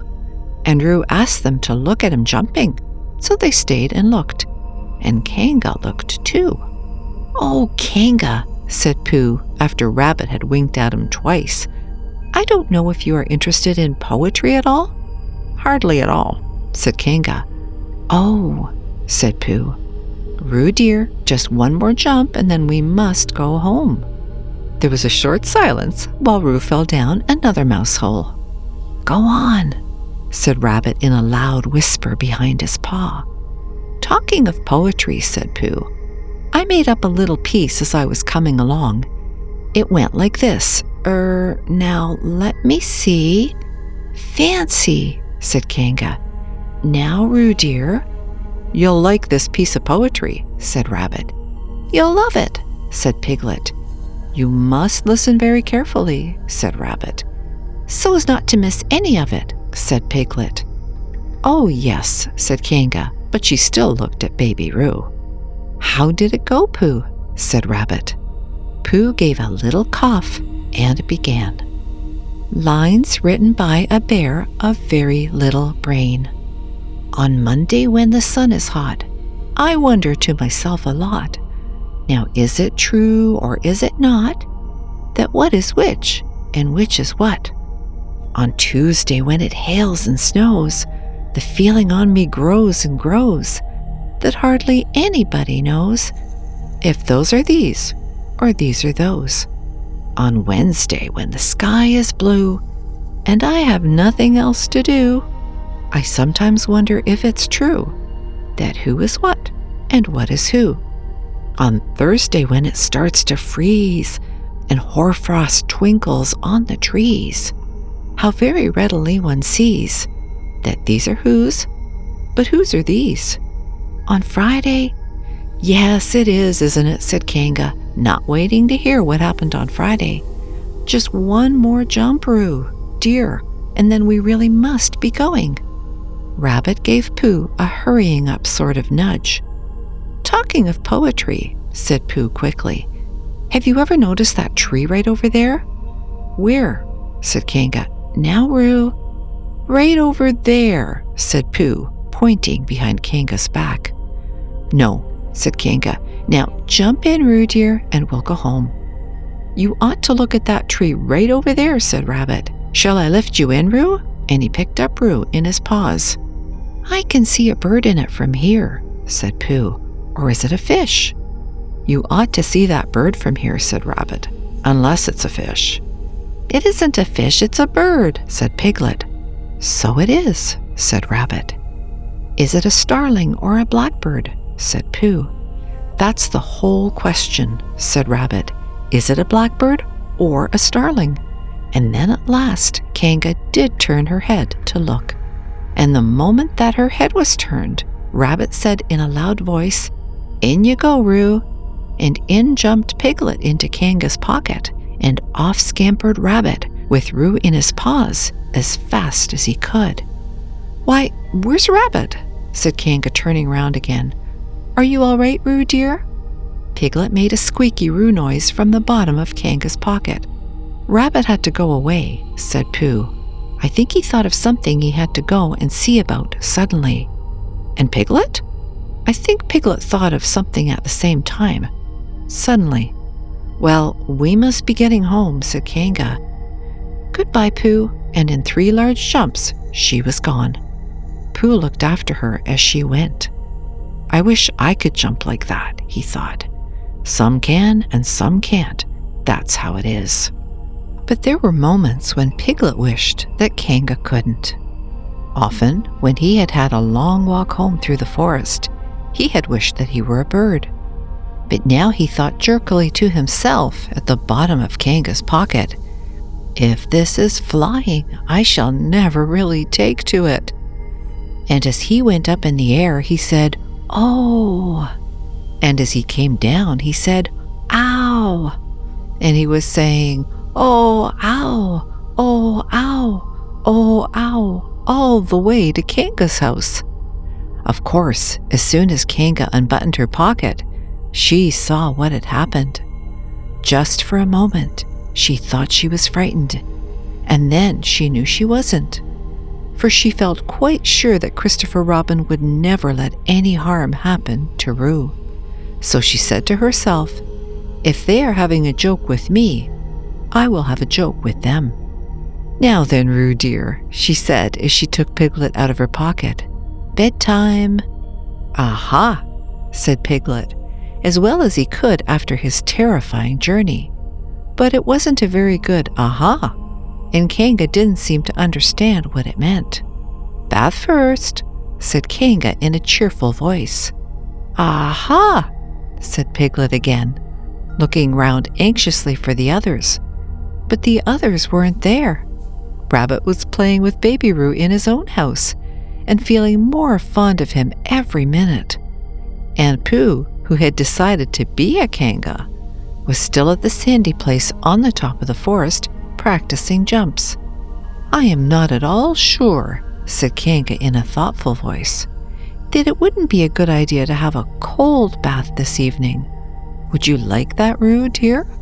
Piglet, who had never been really fond of baths, shuddered a long, indignant shudder, and said in as brave a voice as he could, "Kanga, I see that the time has come to speak plainly." "Funny little Roo," said Kanga as she got the bathwater ready. "I am not Roo," said Piglet loudly. "I am Piglet." "Yes, dear, yes," said Kanga soothingly, and imitating Piglet's voice too. So clever of him. She went on as she took a large bar of yellow soap out of the cupboard. What will he be doing next? "Can't you see?" shouted Piglet. "Haven't you got eyes? Look at me." "I am looking, Roo dear," said Kanga rather severely. "And you know what I told you yesterday about making faces. If you go on making faces like Piglet's, you will grow up to look like Piglet, and then think how sorry you will be. Now then, into the bath, and don't let me have to speak to you about it again." Before he knew where he was, Piglet was in the bath, and Kanga was scrubbing him firmly with a large lathery flannel. "Ow!" cried Piglet. "Let me out! I'm Piglet!" "Don't open the mouth, dear, or the soap goes in," said Kanga. "There, what did I tell you?" You did it on purpose," spluttered Piglet, as soon as he could speak again, and then accidentally had another mouthful of lathery flannel. "That's right, dear, don't say anything," said Kanga, and in another minute Piglet was out of the bath and being rubbed dry with a towel. "Now," said Kanga, "there's your medicine, and then bed." "What medicine?" said Piglet. "To make you grow big and strong, dear. You don't want to grow up small and weak like Piglet, do you? Well then." At that moment there was a knock at the door. "Come in," said Kanga, and in came Christopher Robin. "Christopher Robin! Christopher Robin!" cried Piglet. "Tell Kanga who I am. She keeps saying I'm Roo. I'm not Roo, am I?" Christopher Robin looked at him very carefully and shook his head. "You can't be Roo," he said, "because I've just seen Roo playing in Rabbit's house." "Well," said Kanga, "fancy that. Fancy my making a mistake like that." "There you are," said Piglet. "I told you so. I'm Piglet." Christopher Robin shook his head again. "Oh, you're not Piglet," he said. I know Piglet well, and he's quite a different color." Piglet began to say that this was because he had just had a bath, and then he thought that perhaps he wouldn't say that. And as he opened his mouth to say something else, Kanga slipped the medicine spoon in, and then patted him on the back and told him that it was really quite a nice taste when you got used to it. "I knew it wasn't Piglet," said Kanga. "I wonder who it can be." "Perhaps it's some relation of Pooh's," said Christopher Robin. "What about a nephew or an uncle or something?" Kanga agreed that this was probably what it was, and said that they would have to call it by some name. "I shall call it Poohtel," said Christopher Robin. "Henry Poohtel for short." And just when it was decided, Henry Poohtel wriggled out of Kanga's arms and jumped to the ground. To his great joy, Christopher Robin had left the door open. Never had Henry Poohtel Piglet run so fast as he ran then, and he didn't stop running until he had got quite close to his house. But when he was 100 yards away, he stopped running and rolled the rest of the way home so as to get his own nice comfortable color again. So Kanga and Roo stayed in the forest. And every Tuesday Roo spent the day with his great friend Rabbit. And every Tuesday Kanga spent the day with her great friend Pooh, teaching him to jump. And every Tuesday Piglet spent the day with his great friend Christopher Robin. So they were all happy again. Chapter 8, in which Christopher Robin leads an expedition to the North Pole. One fine day, Pooh had stumped up to the top of the forest to see if his friend Christopher Robin was interested in bears at all. At breakfast that morning, a simple meal of marmalade spread lightly over a honeycomb or two, he had suddenly thought of a new song. It began like this: "Sing ho, for the life of a bear." When he had got as far as this, he scratched his head and thought to himself, "That's a very good start for a song, but what about the second line?" He tried singing "ho" 2 or 3 times, but it didn't seem to help. Perhaps it would be better, he thought, if I sang "Hi for the life of a bear." So he sang it, but it wasn't. "Very well then," he said. "I shall sing that first line twice, and perhaps if I sing it very quickly, I shall find myself singing the 3rd and 4th lines before I have time to think of them, and that will be a good song. Now then, sing ho for the life of a bear. Sing ho for the life of a bear. I don't much mind if it rains or snows, 'cause I've got a lot of honey on my nice new nose. I don't much care if it snows or thaws, 'cause I've got a lot of honey on my nice clean paws. Sing ho for a bear, sing ho for a Pooh, and I'll have a little something in an hour or 2. He was so pleased with this song that he sang it all the way to the top of the forest.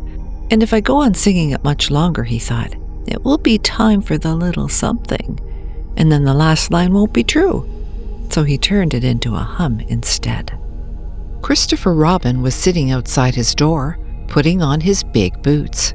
As soon as he saw the big boots, Pooh knew that an adventure was going to happen, and he brushed the honey off his nose with the back of his paw and spruced himself up as well as he could so as to look ready for anything.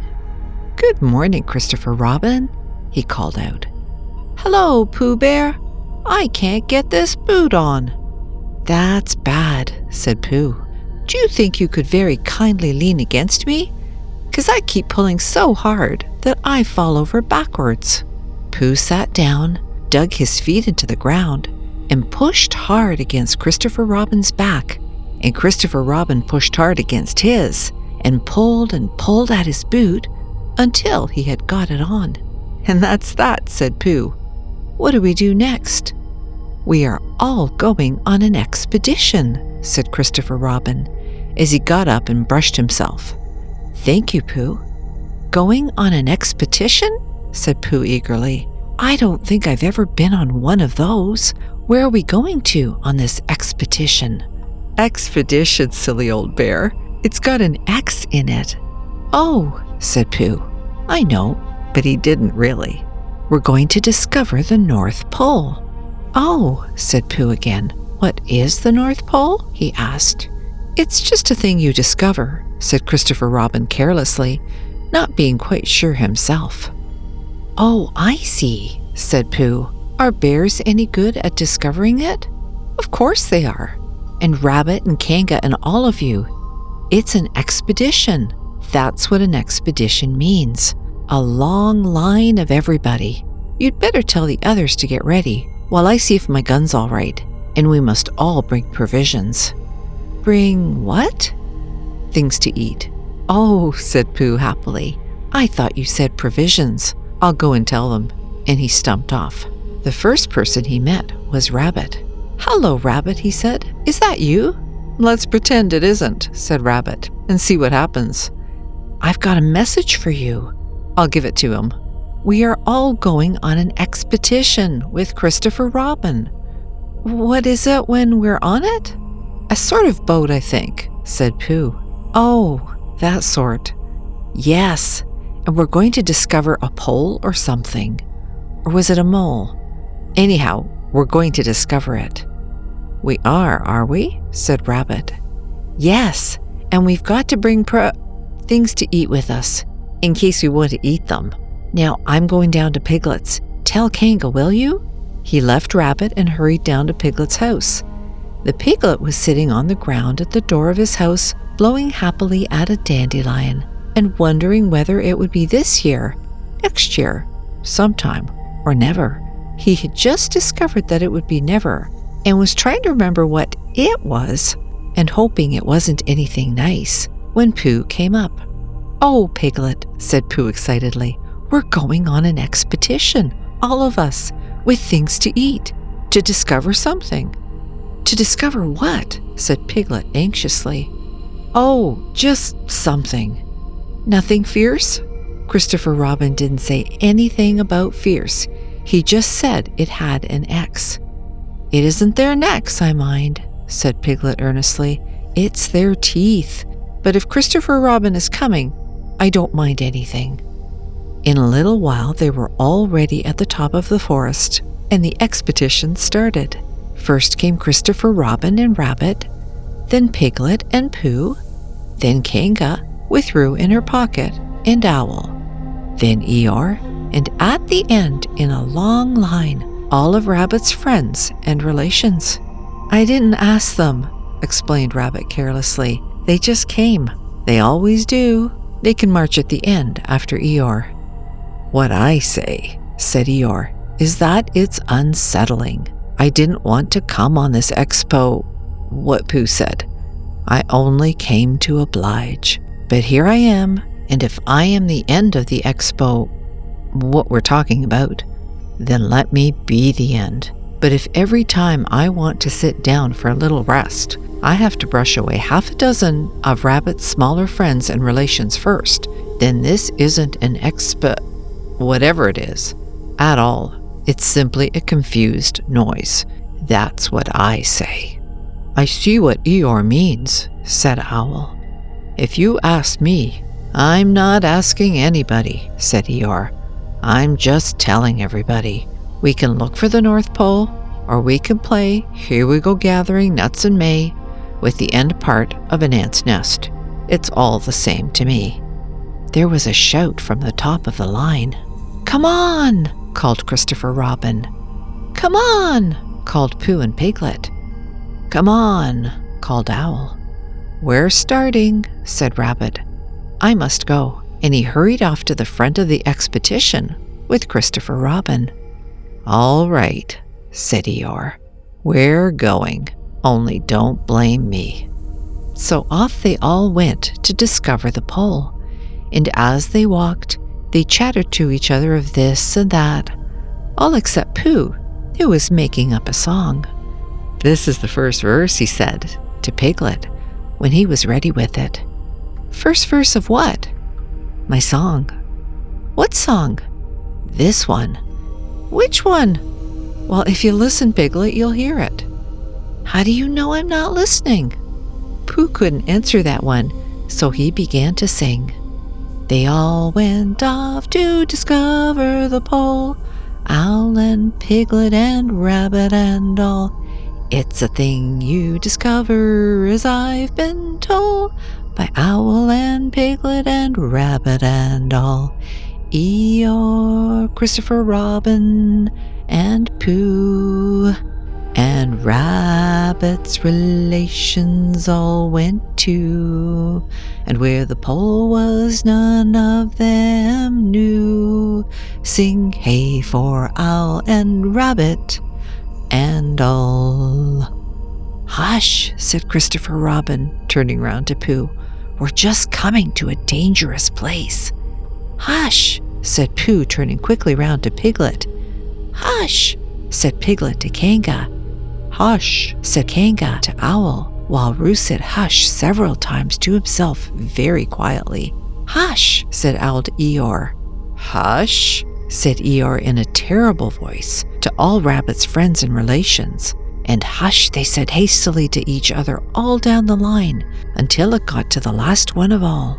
And the last and smallest friend and relation was so upset to find that the whole expedition was saying hush to him that he buried himself head downward in a crack in the ground and stayed there for 2 days until the danger was over, and then went home in a great hurry and lived quietly with his aunt ever afterwards. His name was Alexander Beetle. They had come to a stream which twisted and tumbled between high rocky banks, and Christopher Robin saw at once how dangerous it was. It's just the place, he explained, for an ambush. What sort of bush? Whispered Pooh to Piglet. A gorse bush? My dear Pooh, said Owl in his superior way, don't you know what an ambush is? Owl, said Piglet, looking round at him severely. Pooh's whisper was a perfectly private whisper, and there was no need. An ambush, said Owl, is a sort of surprise. So is a gorse bush sometimes, said Pooh. An ambush, as I was about to explain to Pooh, said Piglet, is a sort of surprise. If people jump out at you suddenly, that's an ambush, said Owl. It's an ambush, Pooh, when people jump at you suddenly, explained Piglet. Pooh, who now knew what an ambush was, said that a gorse bush had sprung at him suddenly one day when he fell off a tree, and he had taken 6 days to get all the prickles out of himself. We are not talking about gorse bushes, said Owl a little crossly. I am, said Pooh. They were climbing very cautiously up the stream now, going from rock to rock, and after they had gone a little way, they came to a place where the banks widened out at each side, so that on each side of the water there was a level strip of grass on which they could sit down and rest. As soon as he saw this, Christopher Robin called, "Halt!" and they all sat down and rested. I think, said Christopher Robin, that we ought to eat all our provisions now, so that we shan't have so much to carry. Eat all our what? Said Pooh. All that we've brought, said Piglet, getting to work. That's a good idea, said Pooh, and he got to work too. Have you all got something? Asked Christopher Robin with his mouth full. All except me, said Eeyore, as usual. He looked round at them in his melancholy way. I suppose none of you are sitting on a thistle by any chance? I believe I am, said Pooh. Ow! He got up and looked behind him. Yes, I was. I thought so. Thank you, Pooh, if you've quite finished with it. He moved across to Pooh's place and began to eat. It doesn't do them any good, you know, sitting on them. He went on as he looked up, munching. Takes all the life out of them. Remember that another time, all of you. A little consideration, a little thought for others makes all the difference. As soon as he had finished his lunch, Christopher Robin whispered to Rabbit, and Rabbit said, Yes, yes, of course. And they walked a little way up the stream together. I didn't want the others to hear, said Christopher Robin. Quite so, said Rabbit, looking important. I wondered, it's only... Rabbit, I suppose you don't know. What does the North Pole look like? Well, said Rabbit, stroking his whiskers. Now you're asking me. I did know once, only I've sort of forgotten, said Christopher Robin carelessly. It's a funny thing, said Rabbit. but I've sort of forgotten too, although I did know once. I suppose it's just a pole stuck in the ground?" "Sure to be a pole," said Rabbit, "because of calling it a pole. And if it's a pole, well, I should think it would be sticking in the ground, shouldn't you? Because there'd be nowhere else to stick it." "Yes, that's what I thought. The only thing," said Rabbit, "is where is it sticking?" "That's what we're looking for," said Christopher Robin. They went back to the others. Piglet was lying on his back, sleeping peacefully. Roo was washing his face and paws in the stream, while Kanga explained to everybody proudly that this was the first time he had ever washed his face himself. And Owl was telling Kanga an interesting anecdote full of long words, like encyclopedia and rhododendron, to which Kanga wasn't listening. "I don't hold with all this washing," grumbled Eeyore. "This modern behind-the-ears nonsense. What do you think, Pooh?" "Well," said Pooh, "I think—" But we shall never know what Pooh thought, for there came a sudden squeak from Roo, a splash, and a loud cry of alarm from Kanga. "So much for washing," said Eeyore. "Roo's fallen in!" cried Rabbit, and he and Christopher Robin came rushing down to the rescue. "Look at me swimming!" squeaked Roo from the middle of his pool, and was hurried down a waterfall into the next pool. "Are you all right, Roo dear?" called Kanga anxiously. "Yes," said Roo. "Look at me And down he went over the next waterfall into another pool. Everybody was doing something to help. Piglet, wide awake suddenly, was jumping up and down and making "Oh, I say" noises. Owl was explaining that in a case of sudden and temporary immersion, the important thing was to keep the head above water. Kanga was jumping along the bank saying, "Are you sure you're all right, Roo dear?" To which Roo, from whatever pool he was in at the moment, was answering, "Look at me swimming." Eeyore had turned round and hung his tail over the first pool into which Roo fell, and with his back to the accident was grumbling quietly to himself and saying, "All this washing, but catch on to my tail, little Roo, and you'll be all right." And Christopher Robin and Rabbit came hurrying past Eeyore and were calling out to the others in front of them. "All right, Roo, I'm coming," called Christopher Robin. "Get something across the stream lower down, some of you fellows," called Rabbit. But Pooh was getting something. 2 pools below Roo, he was standing with a long pole in his paws, and Kanga came up and took one end of it, and between them they held it across the lower part of the pool. And Roo, still bubbling proudly, "Look at me swimming," drifted up against it and climbed out. "Did you see me swimming?" squeaked Roo excitedly, while Kanga scolded him and rubbed him down. "Pooh, did you see me swimming? That's called swimming, what I was doing. Rabbit, did you see what I was doing? Swimming. Hello, Piglet, I say Piglet, what do you think I was doing? Swimming. Christopher Robin, did you see me?" But Christopher Robin wasn't listening. He was looking at Pooh. "Pooh," he said, "where did you find that pole?" Pooh looked at the pole in his hands. "I just found it," he said. "I thought it ought to be useful. I just picked it up." "Pooh," said Christopher Robin solemnly, "the expedition is over. You have found the North Pole." "Oh," said Pooh. Eeyore was sitting with his tail in the water when they all got back to him. "Tell Roo to be quick, somebody," he said. "My tail's getting cold. I don't want to mention it, but I just mention it. I don't want to complain, but there it is. My tail's cold." "Here I am," squeaked Roo. "Oh, there you are." "Did you see me swimming?" Eeyore took his tail out of the water and swished it from side to side. "As I expected," he said. "Lost all feeling. Numbed it. That's what it's done. Numbed it. Well, as long as nobody minds, I suppose it's all right." "Poor old Eeyore. I'll dry it for you," said Christopher Robin, and he took out his handkerchief and rubbed it up. "Thank you, Christopher Robin. You're the only one who seems to understand about tails. They don't think. That's what's the matter with some of these others. They've no imagination.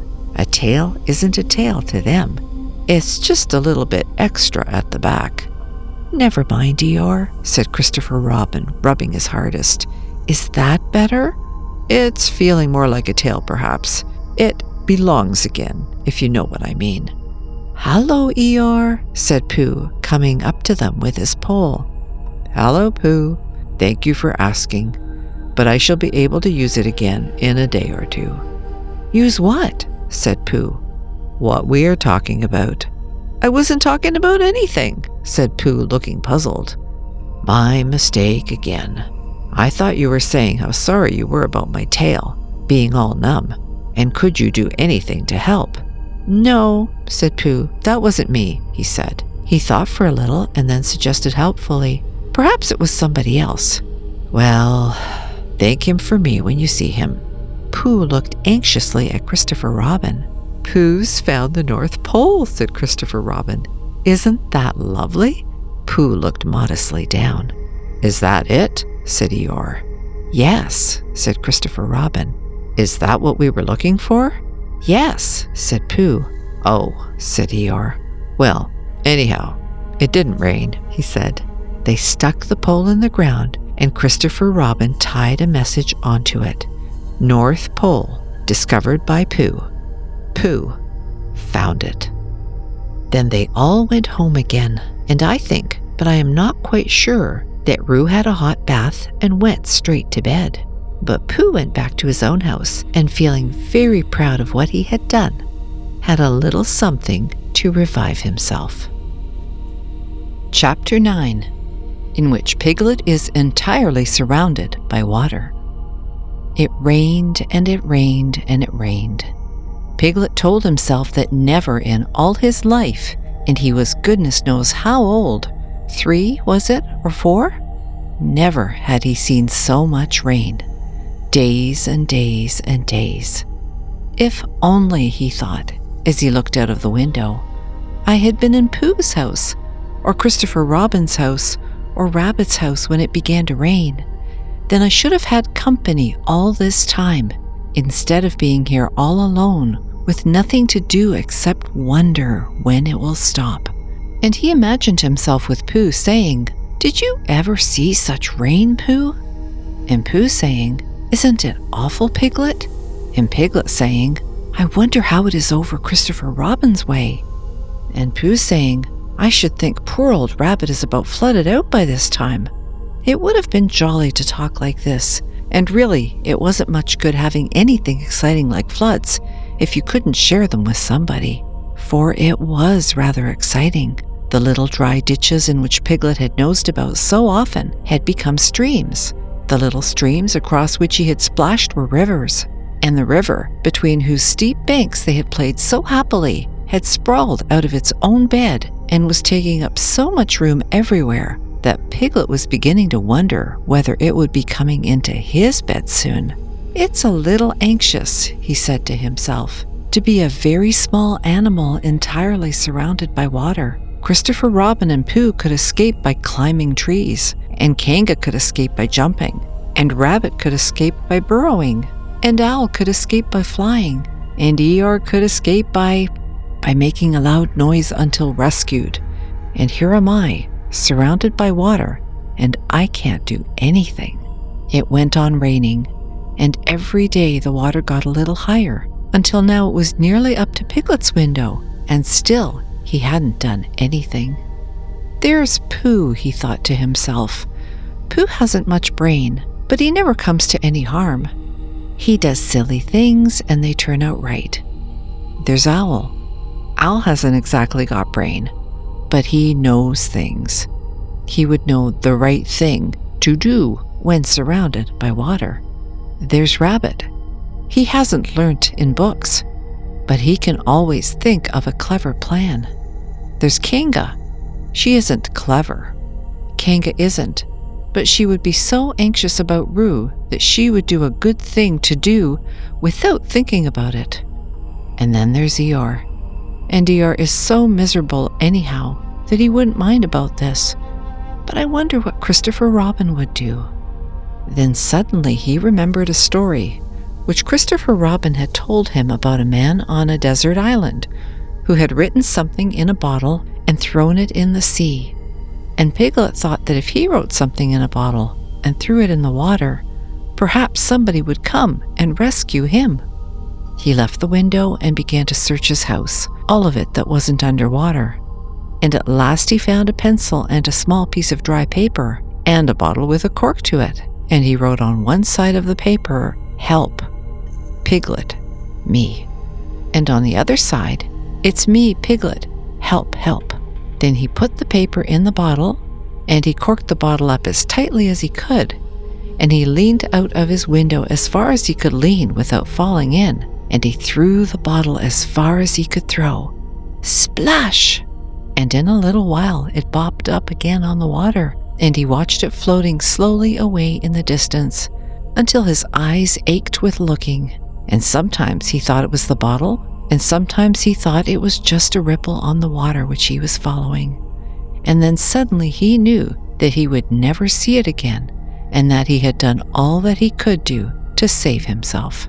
So now, he thought, somebody else will have to do something, and I hope they will do it soon, because if they don't, I shall have to swim, which I can't. So I hope they do it soon. And then he gave a very long sigh and said, "I wish Pooh were here. It's so much more friendly with two." When the rain began, Pooh was asleep. It rained and it rained and it rained, and he slept and he slept and he slept. He had had a tiring day. You remember how he discovered the North Pole? Well, he was so proud of this that he asked Christopher Robin if there were any other poles, such as a bear of little brain might discover. "There's a South Pole," said Christopher Robin, "and I expect there's an East Pole and a West Pole, though people don't like talking about them." Pooh was very excited when he heard this, and suggested that they should have an expedition to discover the East Pole. But Christopher Robin had thought of something else to do with Kanga, so Pooh went out to discover the East Pole by himself. Whether he discovered it or not, I forget, but he was so tired when he got home that in the very middle of his supper, after he had been eating for little more than half an hour, he fell asleep in his chair and slept and slept and slept. Then suddenly he was dreaming. He was at the East Pole, and it was a very cold pole with the coldest sort of snow and ice all over it. He had found a beehive to sleep in, but there wasn't room for his legs, so he had left them outside. And wild woozles, such as inhabit the East Pole, came and nibbled all the fur off his legs to make nests for their young. And the more they nibbled, the colder his legs got, until suddenly he woke up with an "ow!" And there he was, sitting in his chair with his feet in the water, and water all around him. He splashed to his door and looked out. "This is serious," said Pooh. "I must have an escape." So he took his largest pot of honey and escaped with it to a broad branch of his tree, well above the water, and then he climbed down again and escaped with another pot. And when the whole escape was finished, there was Pooh sitting on his branch, dangling his legs, and there beside him were 10 pots of honey. 2 days later, there was Pooh, sitting on his branch, dangling his legs, and there beside him were 4 pots of honey. 3 days later, there was Pooh, sitting on his branch, dangling his legs, and there beside him was 1 pot of honey. 4 days later, there was Pooh. And it was on the morning of the 4th day that Piglet's bottle came floating past him, and with one loud cry of "Honey!" Pooh plunged into the water, seized the bottle, and struggled back to his tree again. "Bother," said Pooh as he opened it. "All that wet for nothing. What's that bit of paper doing?" He took it out and looked at it. "It's a message," he said to himself. "That's what it is. And that letter is a P. And so is that, and so is that, and P means Pooh. So it's a very important message to me, and I can't read it. I must find Christopher Robin or Owl or Piglet, one of those clever readers who can read things, and they will tell me what this message means. Only I can't swim. Bother!" Then he had an idea. and I think that for a bear of very little brain, it was a good idea. He said to himself, if a bottle can float, then a jar can float. And if a jar floats, I can sit on the top of it if it's a very big jar. So he took his biggest jar and corked it up. All boats have to have a name, he said, so I shall call mine the Floating Bear. And with these words, he dropped his boat into the water and jumped in after it. For a little while, Pooh and the Floating Bear were uncertain as to which of them was meant to be on the top. But after trying one or two different positions, they settled down with the Floating Bear underneath and Pooh triumphantly astride it, paddling vigorously with his feet. Christopher Robin lived at the very top of the forest. It rained and it rained and it rained, but the water couldn't come up to his house. It was rather jolly to look down into the valleys and see the water all round him, but it rained so hard that he stayed indoors most of the time and thought about things. Every morning he went out with his umbrella and put a stick in the place where the water came up to, and every next morning he went out and couldn't see his stick anymore. So he put another stick in the place where the water came up to, and then he walked home again. And each morning he had a shorter way to walk than he had had the morning before. On the morning of the 5th day, he saw the water all round him, and he knew that for the first time in his life he was on a real island, which was very exciting. It was on this morning that Owl came flying over the water to say, "How do you do?" to his friend Christopher Robin. "I say, Owl," said Christopher Robin, "isn't this fun? I'm on an island." "The atmospheric conditions have been very unfavorable lately," said Owl. "The what?" "It has been raining," explained Owl. "Yes," said Christopher Robin, "it has. The flood level has reached an unprecedented height." "The who?" "There's a lot of water about," explained Owl. "Yes," said Christopher Robin, "there is. However, the prospects are rapidly becoming more favorable. At any moment—" "Have you seen Pooh?" "No, at any moment." "I hope he's all right," said Christopher Robin. "I've been wondering about him. I expect Piglet's with him. Do you think they're all right, Owl?" "I expect so. You see, at any moment—" "Do go and see, Owl, because Pooh hasn't got very much brain, and he might do something silly. And I do love him so, Owl. Do you see, Owl?" "That's all right," said Owl. "I'll go. Back directly." And he flew off. In a little while, he was back again. "Pooh isn't there," he said. "Not there?" "Has been there. He's been sitting on a branch of his tree outside his house with 9 pots of honey, but he isn't there now." "Oh, Pooh!" cried Christopher Robin. "Where are you?" "Here I am," said a growly voice behind him. "Pooh!" They rushed into each other's arms. "How did you get here, Pooh?" asked Christopher Robin when he was ready to talk again. "On my boat," said Pooh proudly. "I had a very important message sent me in a bottle, and owing to having got some water in my eyes, I couldn't read it, so I brought it to you on my boat." With these proud words, he gave Christopher Robin the message. "But it's from Piglet!" cried Christopher Robin when he had read it. "Isn't there anything about Pooh in it?" asked Bear, looking over his shoulder. Christopher Robin read the message aloud. "Oh, are those peas Piglet's? I thought they were Pooh's. We must rescue him at once. I thought he was with you, Pooh. Owl, could you rescue him on your back?" "I don't think so," said Owl after grave thought. "It is doubtful if the necessary dorsal muscles—" "Then would you fly to him at once and say that rescue is coming? And Pooh and I will think of a rescue and come as quick as ever we can. Oh, don't talk, Owl. Go on, quick." And still thinking of something to say, Owl flew off. "Now then, Pooh," said Christopher Robin, "where's your boat?" "I ought to say," explained Pooh as they walked down to the shore of the island, "that it isn't just an ordinary sort of boat. Sometimes it's a boat, and sometimes it's more of an accident. It all depends." "Depends on what?" "On whether I'm on the top of it or underneath it. "Oh, well, where is it?" "There," said Pooh, pointing proudly to the floating bear. It wasn't what Christopher Robin expected, and the more he looked at it, the more he thought what a brave and clever bear Pooh was.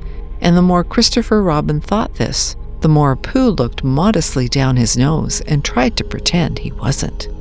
"But it's too small for 2 of us," said Christopher Robin sadly. "3 of us with Piglet. That makes it smaller still. Oh, Pooh Bear, what shall we do?"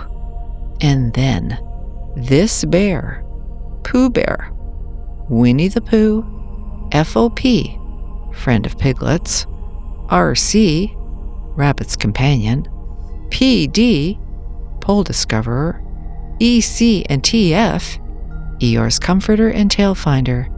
In fact, Pooh himself said something so clever that Christopher Robin could only look at him with mouth open and eyes staring, wondering if this was really the bear of very little brain whom he had known and loved so long. "We might go in your umbrella," said Pooh. Silence. "We might go in your umbrella," said Pooh. More silence. "We might go in your umbrella," said Pooh.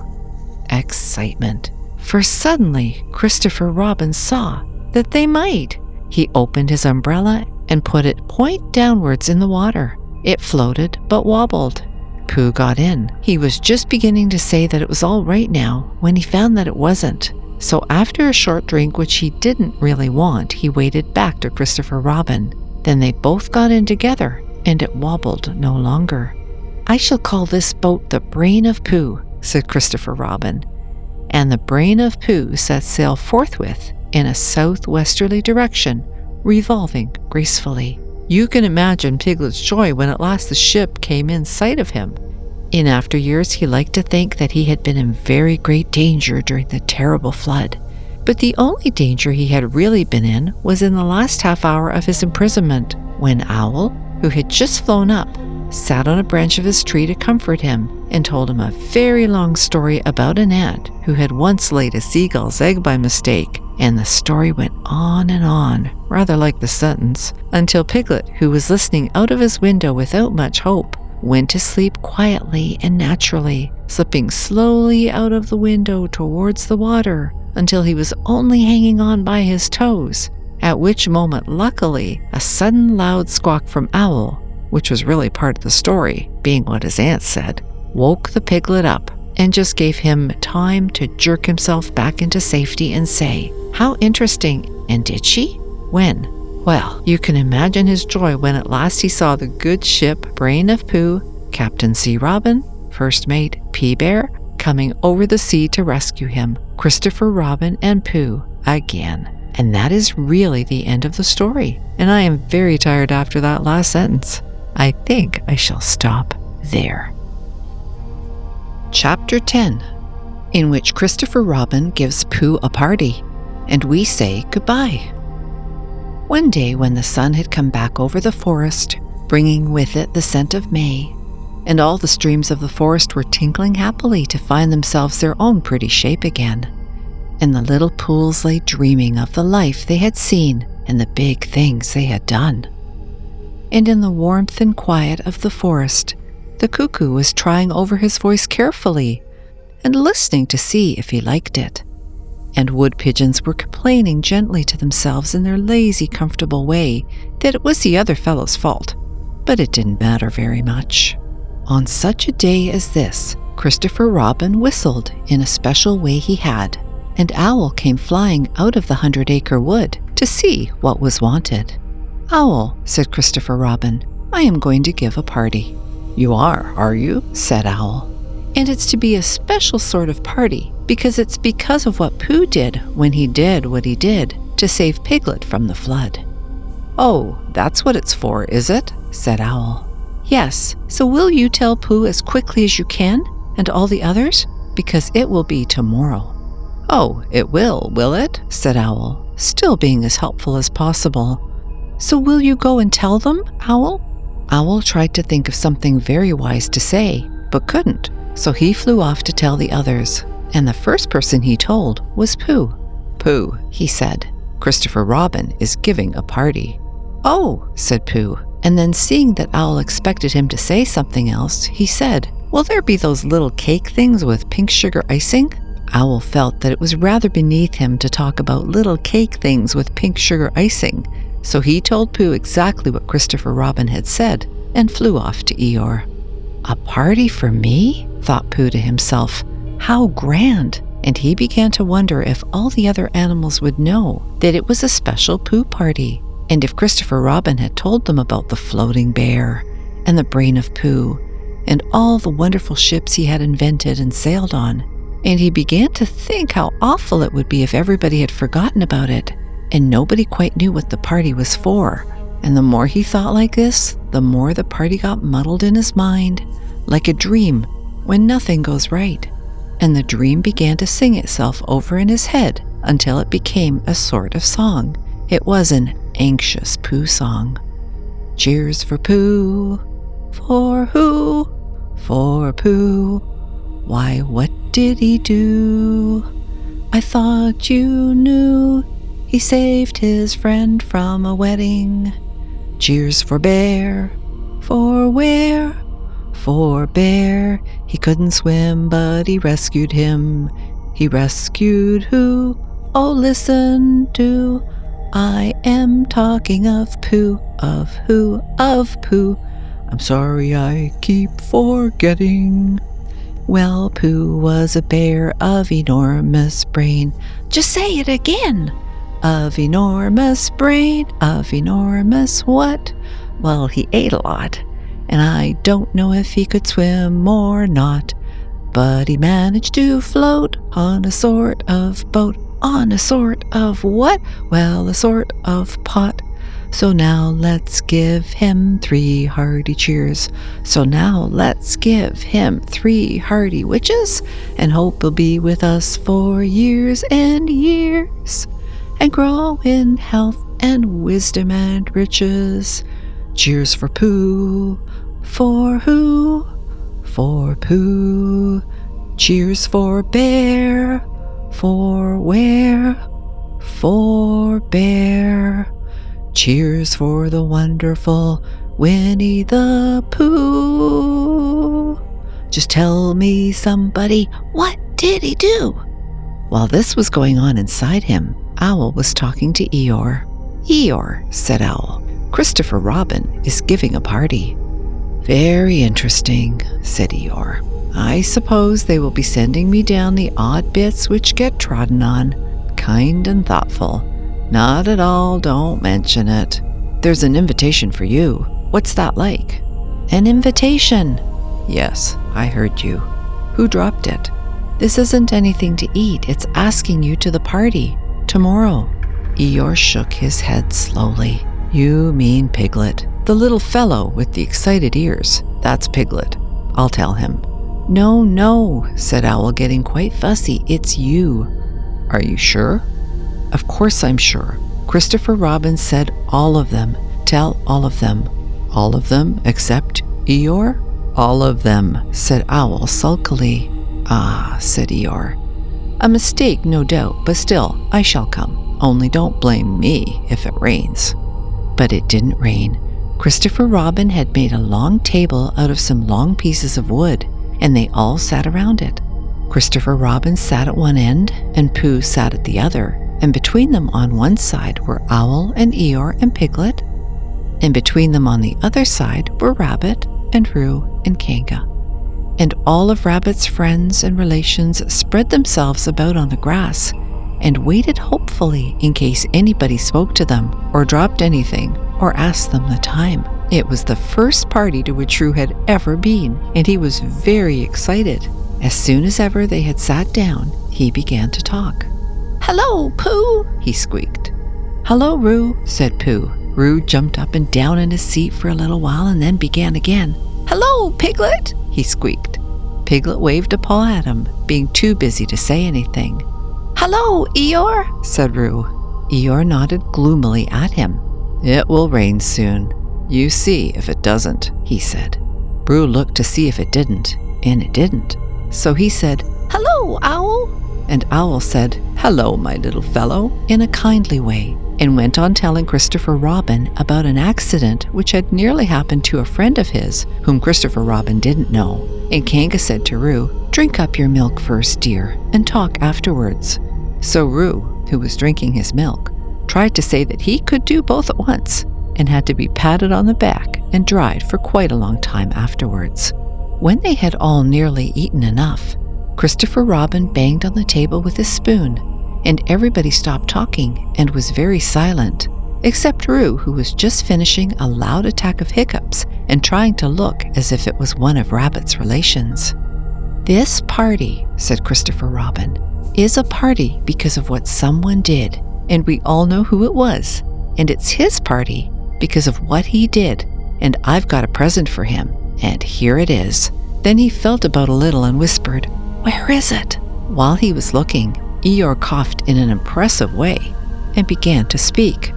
"Friends," he said, including oddments, "it is a great pleasure, or perhaps I had better say it has been a pleasure so far, to see you at my party. What I did was nothing. Any of you, except Rabbit and Owl and Kanga, would have done the same. Oh, and Pooh. My remarks do not, of course, apply to Piglet and Roo, because they are too small. Any of you would have done the same. But it just happened to be me. It was not, I need hardly say, with an idea of getting what Christopher Robin is looking for now, and he put his front leg to his mouth and said in a loud whisper, "Try under the table," that I did what I did. But because I feel that we should all do what we can to help, I feel that we should all... "Hop," said Roo accidentally. "Roo, dear," said Kanga reproachfully. "Was it me?" asked Roo, a little surprised. "What's Eeyore talking about?" Piglet whispered to Pooh. "I don't know," said Pooh rather dolefully. "I thought this was your party." "I thought it was, once, but I suppose it isn't." "I'd sooner it was yours than Eeyore's," said Piglet. "So would I," said Pooh. "Hup," said Roo again. "As I was saying," said Eeyore loudly and sternly, "as I was saying when I was interrupted by various loud sounds, I feel that—" "Here it is," cried Christopher Robin excitedly. "Pass it down to silly old Pooh. It's for Pooh." "For Pooh?" said Eeyore. "Of course it is. The best bear in all the world." "I might have known," said Eeyore. "After all, one can't complain. I have my friends. Somebody spoke to me only yesterday. And was it last week or the week before that Rabbit bumped into me and said, 'Bother, the social round. Always something going on.'" Nobody was listening, for they were all saying, "Open it, Pooh. What is it, Pooh? I know what it is." "No, you don't," and other helpful remarks of this sort. And of course Pooh was opening it as quickly as ever he could, but without cutting the string, because you never know when a bit of string might be useful. At last it was undone. When Pooh saw what it was, he nearly fell down, he was so pleased. It was a special pencil case. There were pencils in it marked B for bear, and pencils marked HB for helping bear, and pencils marked BB for brave bear. There was a knife for sharpening the pencils, an India rubber for rubbing out anything which you had spelt wrong, and a ruler for ruling lines for the words to walk on, and inches marked on the ruler in case you wanted to know how many inches anything was, and blue pencils and red pencils and green pencils for saying special things in blue and red and green. And all these lovely things were in little pockets of their own in a special case which shut with a click when you clicked it, and they were all for Pooh. "Oh," said Pooh. "Oh, Pooh," said everybody else except Eeyore. "Thank you," growled Pooh. But Eeyore was saying to himself, "This writing business, pencils and whatnot, overrated if you ask me. Silly stuff, nothing in it." Later on, when they had all said goodbye and thank you to Christopher Robin, Pooh and Piglet walked home thoughtfully together in the golden evening, and for a long time they were silent. "When you wake in the morning, Pooh," said Piglet at last, "what's the first thing you say to yourself?" "What's for breakfast?" said Pooh. "What do you say, Piglet?" "I say, I wonder what's going to happen exciting today," said Piglet. Pooh nodded thoughtfully. "It's the same thing," he said. "And what did happen?" asked Christopher Robin. "When?" "Next morning." "I don't know. Could you think and tell me and Pooh sometime? If you wanted it very much." "Pooh does," said Christopher Robin. He gave a deep sigh, picked his bear up by the leg, and walked off to the door, trailing Winnie the Pooh behind him. At the door he turned and said, "Coming to see me have my bath?" "I might," I said. "Was Pooh's pencil case any better than mine?" "It was just the same," I said. He nodded and went out, and in a moment I heard Winnie the Pooh bump, bump, bump, going up the stairs behind him. Well, that's the end of that adventure, that story, and that book. But things are still going on in the 100 Acre Wood. Our friends are still there. They might be taking a short break for a few minutes, but I have it on really good authority that they're already dreaming up new adventures. Because when the friends get together and decide that a house must be built for very important reasons, so much happens, including a mystery. Don't miss the continuing adventures of Christopher Robin, Piglet, Eeyore, Owl, Rabbit, and all the others, along with our beloved Pooh, a bear of very little brain. Or so they say. I'm not quite sure about that, but I do know one thing for sure. He has a ton of heart. So don't forget to tune in to The House at Pooh Corner on Sleepy Together, just for you. Now, good night, friend. I hope you have a wonderful evening, a wonderful sleep, and an even better day tomorrow. And if you happen to be listening to this in the daytime, I hope you're so relaxed, cheerful, and I hope everything is just right in your world as it is in the 100 Acre Wood. Good night.